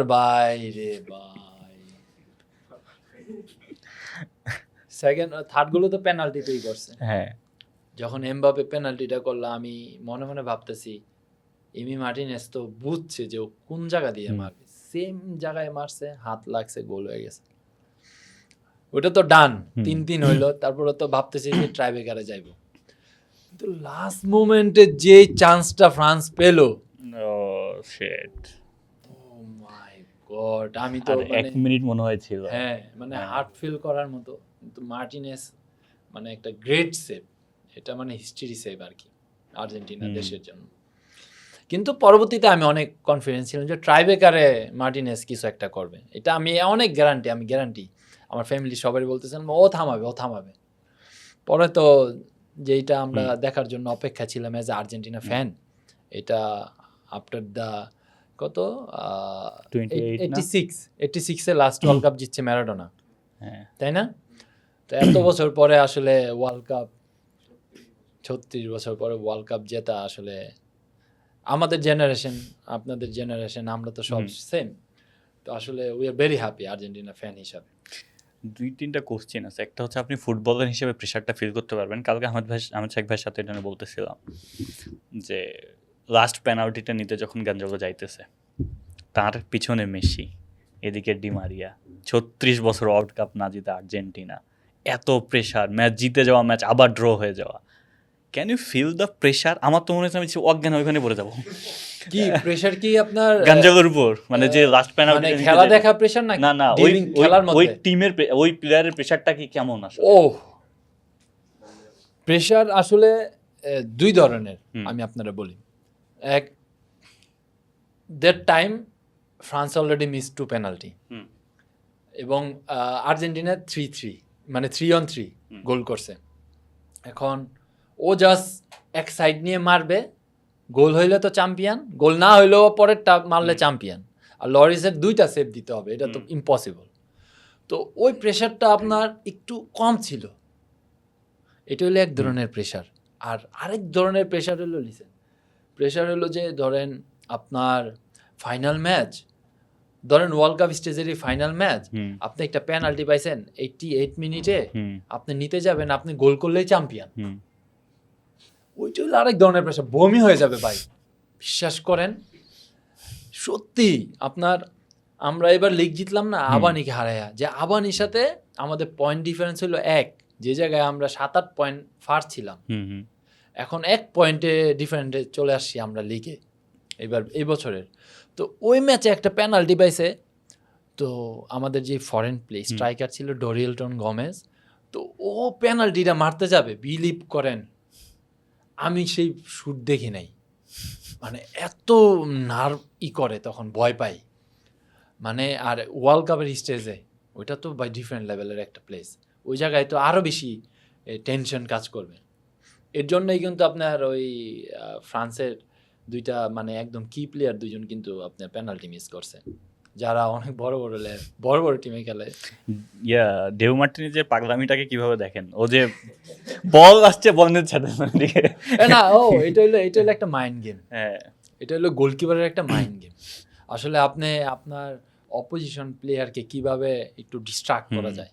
আপনার ধরেন আমি তো একটা টার্গেট নেই, ধরেন আমি পেনাল্টি মারি, আমি কিন্তু পেনাল্টি মারি ম্যাচে পাইলে, তো আমার একটা ধারণা থাকে না যে আমি এই গোলকিপারের এগেইনস্টে আমার যে একটা ফেভারিট শুট, আমি ফেভারিট শুটটা মারবো। এখন ঘটনা হয়েছে বল ঢিল্লা দিয়ে দিল বা বলটা সাইডে দিল, তখন কিন্তু I feel little bit nervous as a player, বুঝছেন? তো এই জিনিসটাই খালি মার্টিনেজ করতেছিল, এবং দেখবেন যে ও বারের সামনে বারের লাইনের মধ্যে দাঁড়ায় এরকম মুভ করতেছিল। আসলে এই জিনিসগুলা মানে সব গোলকিপার আবার পারে না। ফ্রান্সের গোলকিপার চুপচাপ ছিল, কিন্তু কিছুই বলে না, পারে না। তো এই জিনিসগুলো আসলে মানে একটা বড় ধরনের কাজ করে। এবার কি ক্ষুধা কম মনে হইতেছে আর্জেন্টিনা টিমকে দেখে? আপনি যদি লাস্ট কিছু দেখেন, ওরা তো সবচেয়ে বেশি কম গোল কনসিড করছে এখন পর্যন্ত, ইভেন দো কতগুলা ম্যাচ একটানা জয়লাভ করেছে, ম্যাচ হারে নাই। আসলে ওদের যে ধারাবাহিক পারফরমেন্স, গত ওয়ার্ল্ড কাপ আমরা দেখেছি, আসলে লাস্ট 85 না 86 ম্যাচে মাত্র 2টা ড্র, 1টাও হারে নাই স্কলানির আন্ডারে। আসলে না, অ্যাজ এ ফ্যান হিসাবে আমরা ভাবতেছি, কিন্তু ওদের গ্রুপ অফ প্লেয়ার কিন্তু সেম, জাস্ট দিবালা বাদে। আই থিঙ্ক দিবালা আসলে ডিমারিয়া তো রিটায়ার করছে, ওর কথাটা আমি বাদই দিই। তো দিবালা রোমাতে খারাপ করতেছিল না, ভালোই করতেছিল, কিন্তু ওর রিপ্লেস হয়তো কিছু ইয়াং প্লেয়ারকে কোচ প্রয়োগ করে দেখবে, কিন্তু ওরা জানে আসলে যে ওদের জন্য এটা কি ব্যাপার। তাহলে কি মনে হয় ব্যাক টু ব্যাক পিএসজি জিতলো, আরসিবি জিতলো, এবার কি আর্জেন্টিনাও জিতবে? হ্যাঁ, এটাই তো আমি চাই। আচ্ছা, আর্জেন্টিনা ফ্যান হিসেবে তো আমি এটাই চাই। আপনার কি মনে হয় মানে ভামোস আর্জেন্টিনা? হ্যাঁ, তপু বর্মনের 4 সেমিফাইনালিস্ট কে হবে? এটা ভেরি ইজি ভাই, বলেন। Argentina, Brazil, Spain, France. পর্তুগালকে ধরছেন না? Portugal number 5, top 5। কিন্তু আমরা তো প্লেয়ারকে বেস করে টিম বললাম না, world cup is different level. জার্মানিকে ধরতে হবে, যারা 4টা ওয়ার্ল্ড কাপ জিতছে। জার্মানিকে এখন কেউ পাত্তা দিচ্ছে না। হ্যাঁ, they know how to win World Cup. এবং ইতালি যদি এবার আসতো, ইতালিকে কাউন্ট করতে হইতো।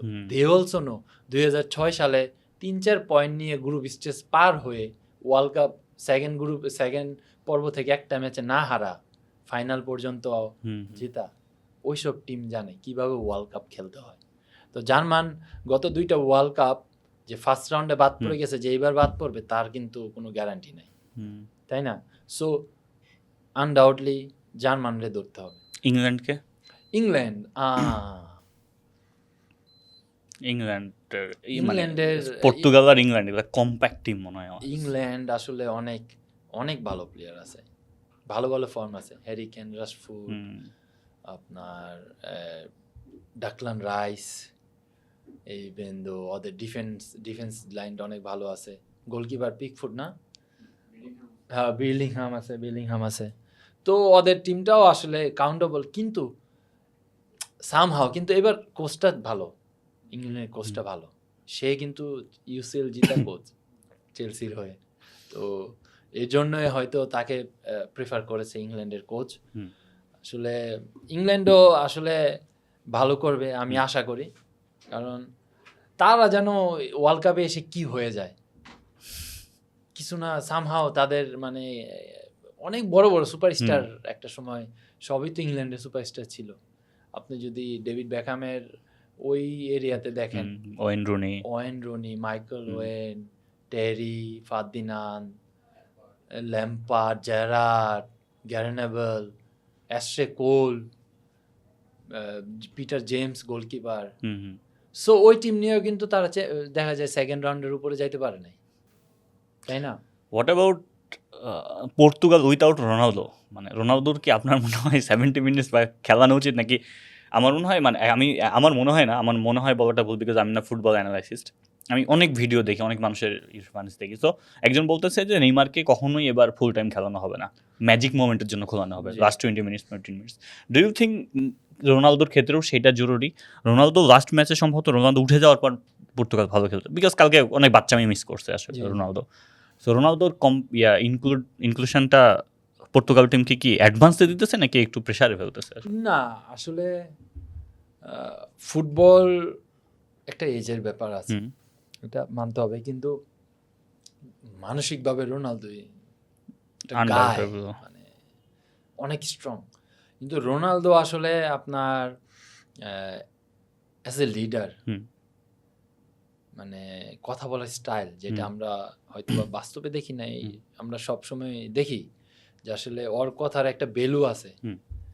ইভেন ওর মতো এরকম এক্সপিরিয়েন্স প্লেয়ার টিমে রাখা, টিমে থাকা এবং খেলা প্লেয়ারদেরকে ইনফ্লুয়েন্স করবে। ইভেন দো যে কোচ আছে, কোচের সাথে কিন্তু ওর একটা ভালো কম্বিনেশন আছে এবং একটা বন্ডিংস আছে। তো এটা ডিসকাসের আলাপের সময় দেখা যাবে যে রোনালদো সাথে আলাপ করতেছে, রোনালদো একটা সাজেশন দিচ্ছে আসলে কে কে খেলবে না খেলবে। সো সেই ক্ষেত্রে আমি বলি যে আসলে রোনালদোকে পর্তুগাল টিমে দরকার আছে, স্পেশালি এই ওয়ার্ল্ড কাপে। After that I don't know, কিন্তু রোনালদোর ইনক্লুশন অনেক পজিটিভ পর্তুগিজের জন্য। কারণ শুনেন, আমি একটা কথা বলি, গোল আপনার কত 935টা না 40টা গোল,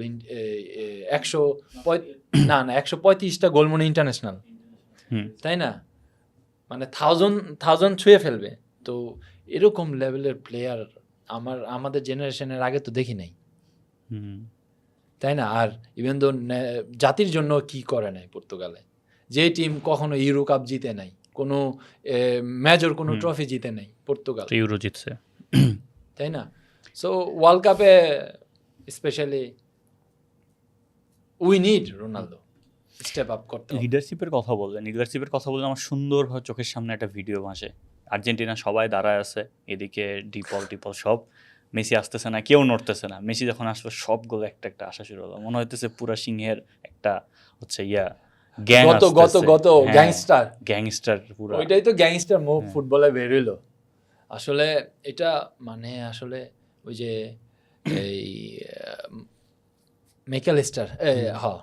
মেকালিস্টার একটা কথা বলছিল যে ওদের টিমমেটরা কি জিনজা বলতো, জিনজা না, মানে ওই যে জাপানের ওই যে আছে না, চেহারাটা এরকম আর কি। তবে বলতো নাকি, মেসি শুনছে, মেসি বলছে যে আজকের পর থেকে কেউ আর এই নামে ওরা ডাকবে না। ও যেরকম এরকম পডকাস্টে তাও প্রশ্ন করছে, কেউ কি পরে বলছে নো চান্স, কে বলবে? মেসি যখন কথা বলে, ফুটবল ফেডারেশনের প্রেসিডেন্ট চুপ করে কথা শুনে, even the president of Argentina. মেসির কিন্তু ভঙ্গিমা ডিফারেন্ট লেভেল। আমরা যেটা রোনালদোকে অনেক দেখি যে অ্যাগ্রেসিভ বা একদম হাইলাইট হয়, মেসি কিন্তু কিপ কোয়েট এবং মানে এরকম কিছু বলবে, ও পিওর গ্যাংস্টার। হ্যাঁ, কিন্তু আপনার ওর কথা শুনতে হবে। তো মেসি আসলে একটা এরকম মানে আফটার দ্য ম্যারাডোনা মানে ও মানে আর্জেন্টিনার গড সারা ওয়ার্ল্ডের, কিন্তু স্পেসিফিক যদি দেশীয়ভাবে বলেন ম্যারাডোনার পরে মেসি। এখন সবাই আবার ম্যারাডোনার সাথে ওরা কিন্তু কম্পেয়ার করে না, দুইজন দুই ধরনের। এখন মেসির ব্যাপারটা হয়েছে যে মেসি হলো মানে অফ দ্য পিচে কি জানি না, কিন্তু অন দ্য পিচে সে এটা প্রুভ করে দেয়, সেই যে captain. Who is the real god, CR7 or Messi? Messi কারণ সব কিছু মিলায় কালকে এরকম একটা ডিফিট হয়েছিল আমার সাথে, হ্যাঁ, কিন্তু আমি খুব সুন্দরভাবে বলছি যে আসলে যদি অ্যাজ এ ক্যারিয়ার দেখেন, অ্যাজ এ ট্রফি দেখেন, অ্যাজ এ ইন্ডিভিজুয়াল ট্রফি দেখেন, দেশের হয়ে ট্রফি দেখেন, হিসাবে সব কিছুর দিক দিয়ে মেসি আগানো এবং মেসি গড। আপনাকে ইয়াতে সবচেয়ে আন্ডারডগ টিম কোনটা মনে হচ্ছে এবার এবার? আমরা যেটা নামই করছি না, Belgium, Netherland, what about Norway, Morocco. মরক্কোর সাথে কি ব্রাজিল হারবে প্রথম ম্যাচে? না, আনপ্রেডিক্টেবল, হারবে না, আমি বিশ্বাস করি ব্রাজিল হারবে না। কিন্তু আরেকটা টিম আছে ভাই, কোনটা? Ecuador, Caicedo, they have killer centre back 3-4, অনেক ভালো খেলে। ইকুয়েডর ডিফেন্ডার কিন্তু না, ইকুয়েডর মানে কলম্বিয়ার প্যারিসে কি ইকুয়েডরটা খেলে? ইকুয়েডরের টিমটা অনেক ভালো, সাথে হচ্ছে মরক্কোকে তো আন্ডারডগ বলা যাবে না এখন আসলে। না এখন, কিন্তু ইকুয়েডর অনেক ভালো টিম ভাই, দেখেন ইকুয়েডর অনেক ভালো, গত ওয়ার্ল্ড কাপে তো ভালোই খেলছে। আপনার আইডল তো রামোস, ও তো অবসরে গেছে। কারেন্ট যারা আছে আপনার পজিশনে কাদের খেলা সবচেয়ে ভালো লাগে? মার্কিনিউস, গ্যাব্রিয়েল গাব্রিয়েল, এটা ভাইয়ের পছন্দ, মিলে যায় কেমন আপনার সাথে? তারপরে আসলে না, ওয়ার্ল্ড কাপে যে খেলতেছে আর কি, ভার্জিল ভ্যান ডাইক, কারণ লিজেন্ডারি প্লেয়ার। আসলে এখন সবকিছুই একটা থাকে। এখন যদি লিভারপুল চ্যাম্পিয়ন হইতো, ভার্জিল ভ্যান ডাইক কোনাতে। ভ্যান ডাইকের কথা বলতে মনে পড়লো, দ্য অ্যাংরি মেসি ভার্সেস ওই যে নেদারল্যান্ড, জি কেমন দেখছেন? ও আই এনজয় ভাই। কারণ কেন জানেন? পুরো এমনে হ্যাঁ, এটার কিন্তু একটা রিজন আছে। হ্যাঁ, যখন ওর নাম কি ফনগাল না কোচ হ্যাঁ। নেদারল্যান্ডের, যখন ও বার্সেলোনায় ছিল তখন রিকোল মিখেলসও বার্সেলোনায়, এবং বার্সেলোনারকে ম্যাচ টাইম দিত না রিকোল মি ডিজার্ভ, গোল স্কোর করতে হ্যাঁ দিত না, ডিজার্ভিং, কিন্তু ও চাইতো ওরে খেলাইতো না। কারণ নেদারল্যান্ডের মানে ডাচ ফুটবলের একটা আলাদা, এই যে লিভারপুলে ফিনিশ করে দিল না কোচ এসে।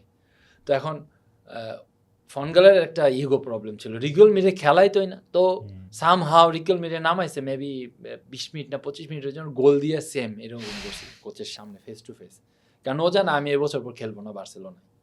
তো সেম জিনিসটা মেসি করছে, এবং কনফারেন্সে ফানগাল অনেক বাজে মন্তব্য করছে, স্পেশালি মার্টিনেস এবং মেসিকে নিয়ে। সো এটা একটা রিভেঞ্জ বলে। আর প্যারেস যেই কাজটা করছে একদম আই এম ভেরি হ্যাপি। বলটা যে মারছে না ওদের বেঞ্চে, খুব ভালো করছে।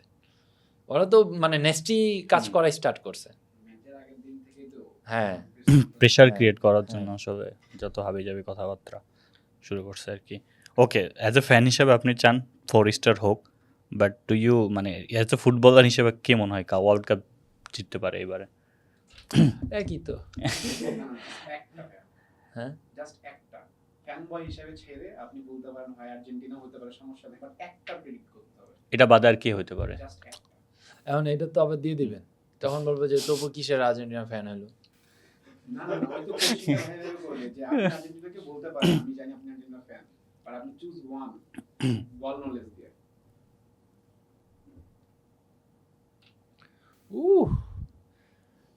বিশ্বাস হচ্ছে না ওরা 3 বার ফাইনাল খেলবে। ফ্রান্স। এটা কিন্তু একটা হিউজ একটা, কিন্তু ওদের টিম এত ভালো ভাই জানেন আপ টু বটম ভাই। আমার একটা কোশ্চেন, জি, যদিও এর আগে বিফোর 2022 ওয়ার্ল্ড কাপের একটা কার্স ছিল, যেই টিম চ্যাম্পিয়ন হতো ওই টিমই ফার্স্ট রাউন্ড আউট। হুম, ওটা ফ্রান্স যদিও ব্রেক করে, কিন্তু এবার আর্জেন্টিনা ফাইনাল খেলবে। এখানেও কাজ করবে। সবাই যে ফ্রান্স ফ্রান্স করতেছে, একটা মজার কথা বলি, ফ্রান্স এবার কোলাপস করবে, আমি নিজেও ফ্রান্স প্রেডিক্ট করি, ঠিক আছে, জি। কিন্তু সমস্যা হচ্ছে স্পেন বা পর্তুগাল কাপ নিয়ে যাবে এবার, আমার প্রেডিকশন। পর্তুগালের Depth ভালো। রাশিয়া সবকিছু ভালো। তো বিষয়টা কি হইছে যে ফ্রান্সের এবার তো ডেমবেলে ব্যাক টু ব্যাক দুইবার হচ্ছে ACL চ্যাম্পিয়ন্স লিগ জিতলো। হুম। তো ও যখন পিএসজি তে যখন এমবাপ্পে ছিল ও কিন্তু পারে নাই, ও হুম। কিন্তু রাখা হয়েছিল, এর জন্য কিন্তু হুম। পজিশন করা হয়েছে জি, জি। নেইমার, তারপর হচ্ছে জি। মেসিকে। কিন্তু এমবাপ্পে কিন্তু ওই জন্য বের হয়ে রিয়াল মাদ্রিদে গেল যে আমার ইউসিএল লাগবে, কিন্তু জি। ওখানে গিয়ে ও আবার কোলাপস করলো। জি। কিন্তু এখানে ডেমবেলে এসে ব্যাক টু ব্যাক দুইটা। হুম। সাথে ব্যালন ডিওরটাও জিতছে। ডেমবেলে নিছে। হুম। এইবারও কিন্তু যদি এইবার কোনোভাবে যদি কাপ পেয়ে যায়, ব্যালন ডি'র আবার ডেম্বেলে। ডেমবেলের হাতে যাবে, হতে পারে গোল্ডেন বুট এমবাপ্পের কাছে যাচ্ছে, গোল স্কোর ওই করবে স্বাভাবিক, কিন্তু বিষয় হচ্ছে যে ডেমবেলে কিন্তু কিং হয়ে যাবে ফ্রান্সের। আমি যে চাই কি নামটা- হোক, অনেক ভালো ছেলে। হ্যাঁ, যেভাবে নাম নেওয়া হয়তো এমবাপ্পে, ফ্রান্সি গোল্ড এমবাপ্পে, এখন কিন্তু সে ডেমবেলের দিকে, ওসমান ডেম্বেলে। হ্যাঁ ওসমান ডেমবেলের দিকে চলে যাচ্ছে হ্যাঁ আস্তে আস্তে। সো এই জন্য কোলাপস করবে ভাই, ইগো হার্ট হয় ভাই, আসলে হাম্বল থাকাটা খুবই জরুরি। এমবাপ্পের একটু প্রবলেম আছে, ইগো প্রবলেম আছে। আবার অলিসে আসছে, অলিসের কিন্তু অনেক, হ্যাট্রিক করছে লাস্ট ম্যাচে না? হ্যাঁ ওকে হচ্ছে হ্যাট্রিক করছে, অলিসে কিন্তু হচ্ছে 3টা গোল যে দিল, তো ওই যে চ্যাম্পিয়ন্স লিগে ও আরো 2টা গোল করে দেব এমবাপ্পে। দেয়নি। দেয়নি। তো অলিসে হচ্ছে যেদিন রিয়াল মাদ্রিদকে হারালো বায়ার্ন মিউনিখের সাথে, হুম। তো মানে ম্যান অফ দ্য ম্যাচও ছিল, হুম। জিজ্ঞাসা করছিল যে কিং অফ দ্য ফুটবল কে হারায় কেমন লাগতেছে আমার, কারণ who is the king of the football, মানে রিয়াল মাদ্রিদের কথা বলছে। হ্যাঁ। তারপর বলছে রিয়াল মাদ্রিদ, তখন একটা হাসি, তারপর উত্তর দিছে, অথচ ওই রিয়াল মাদ্রিদ কিন্তু এখন ওকে টার্গেট করতেছে না আমার জন্য। তো ওর ভিতরেও ইগো খুব প্রবলেম আছে। সো এইগুলো নিয়েই মানে ইন্টারনালি ফ্রান্স, না না, এটা কিন্তু একটা ভালো ভালো কথা বলছো ভাই। এটা কিন্তু বিশাল একটা এফেক্ট। আপনার এখন ঘটনা হচ্ছে, হ্যাঁ ওয়ার্ল্ড কাপের স্টেজে আমি গোল দেবো, আমি এটা করবো এটা করবো, এভাবে হবে না। এভাবে যদি হয়তো পিএসজি চ্যাম্পিয়ন হইতো, Messi, Sergio Ramos, Neymar, Neymar, Mbappe. Mbappe, Verratti, Verratti অনেক ভালো প্লেয়ার ছিল। Thank you so much Tapu ভাই। End of our podcast everything. আড্ডা দিবে আপনার সাথে, এখন তো পাবেন হয়তো বা একটু, জি। But how was the discussion, কেমন ও লাগছে আপনার? Very nice, thank you so much, খুব ভালো লাগছে, আপনারা অনেক ভালো। আপনার জন্য হেড গিয়ার থেকে একটা গিফট আছে, আপনি আসবেন শুনে পাঠাইছে ওরা, আই হোপ আপনার পছন্দ হবে, একটু দিবা ভাই?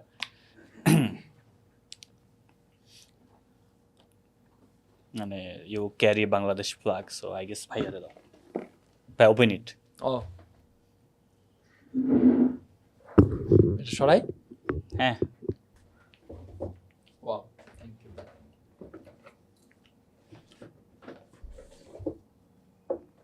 ওদের স্পেশাল এডিশন পাঠাইছে আপনার জন্য। হ্যাঁ,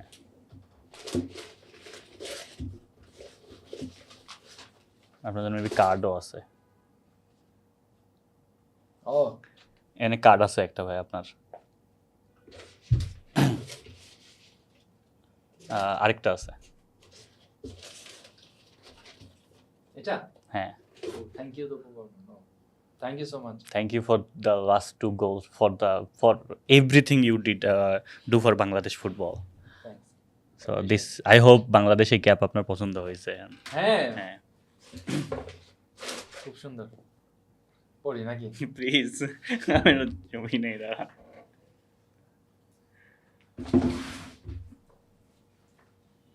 Cool, thank you sir, thank you so much, thank you.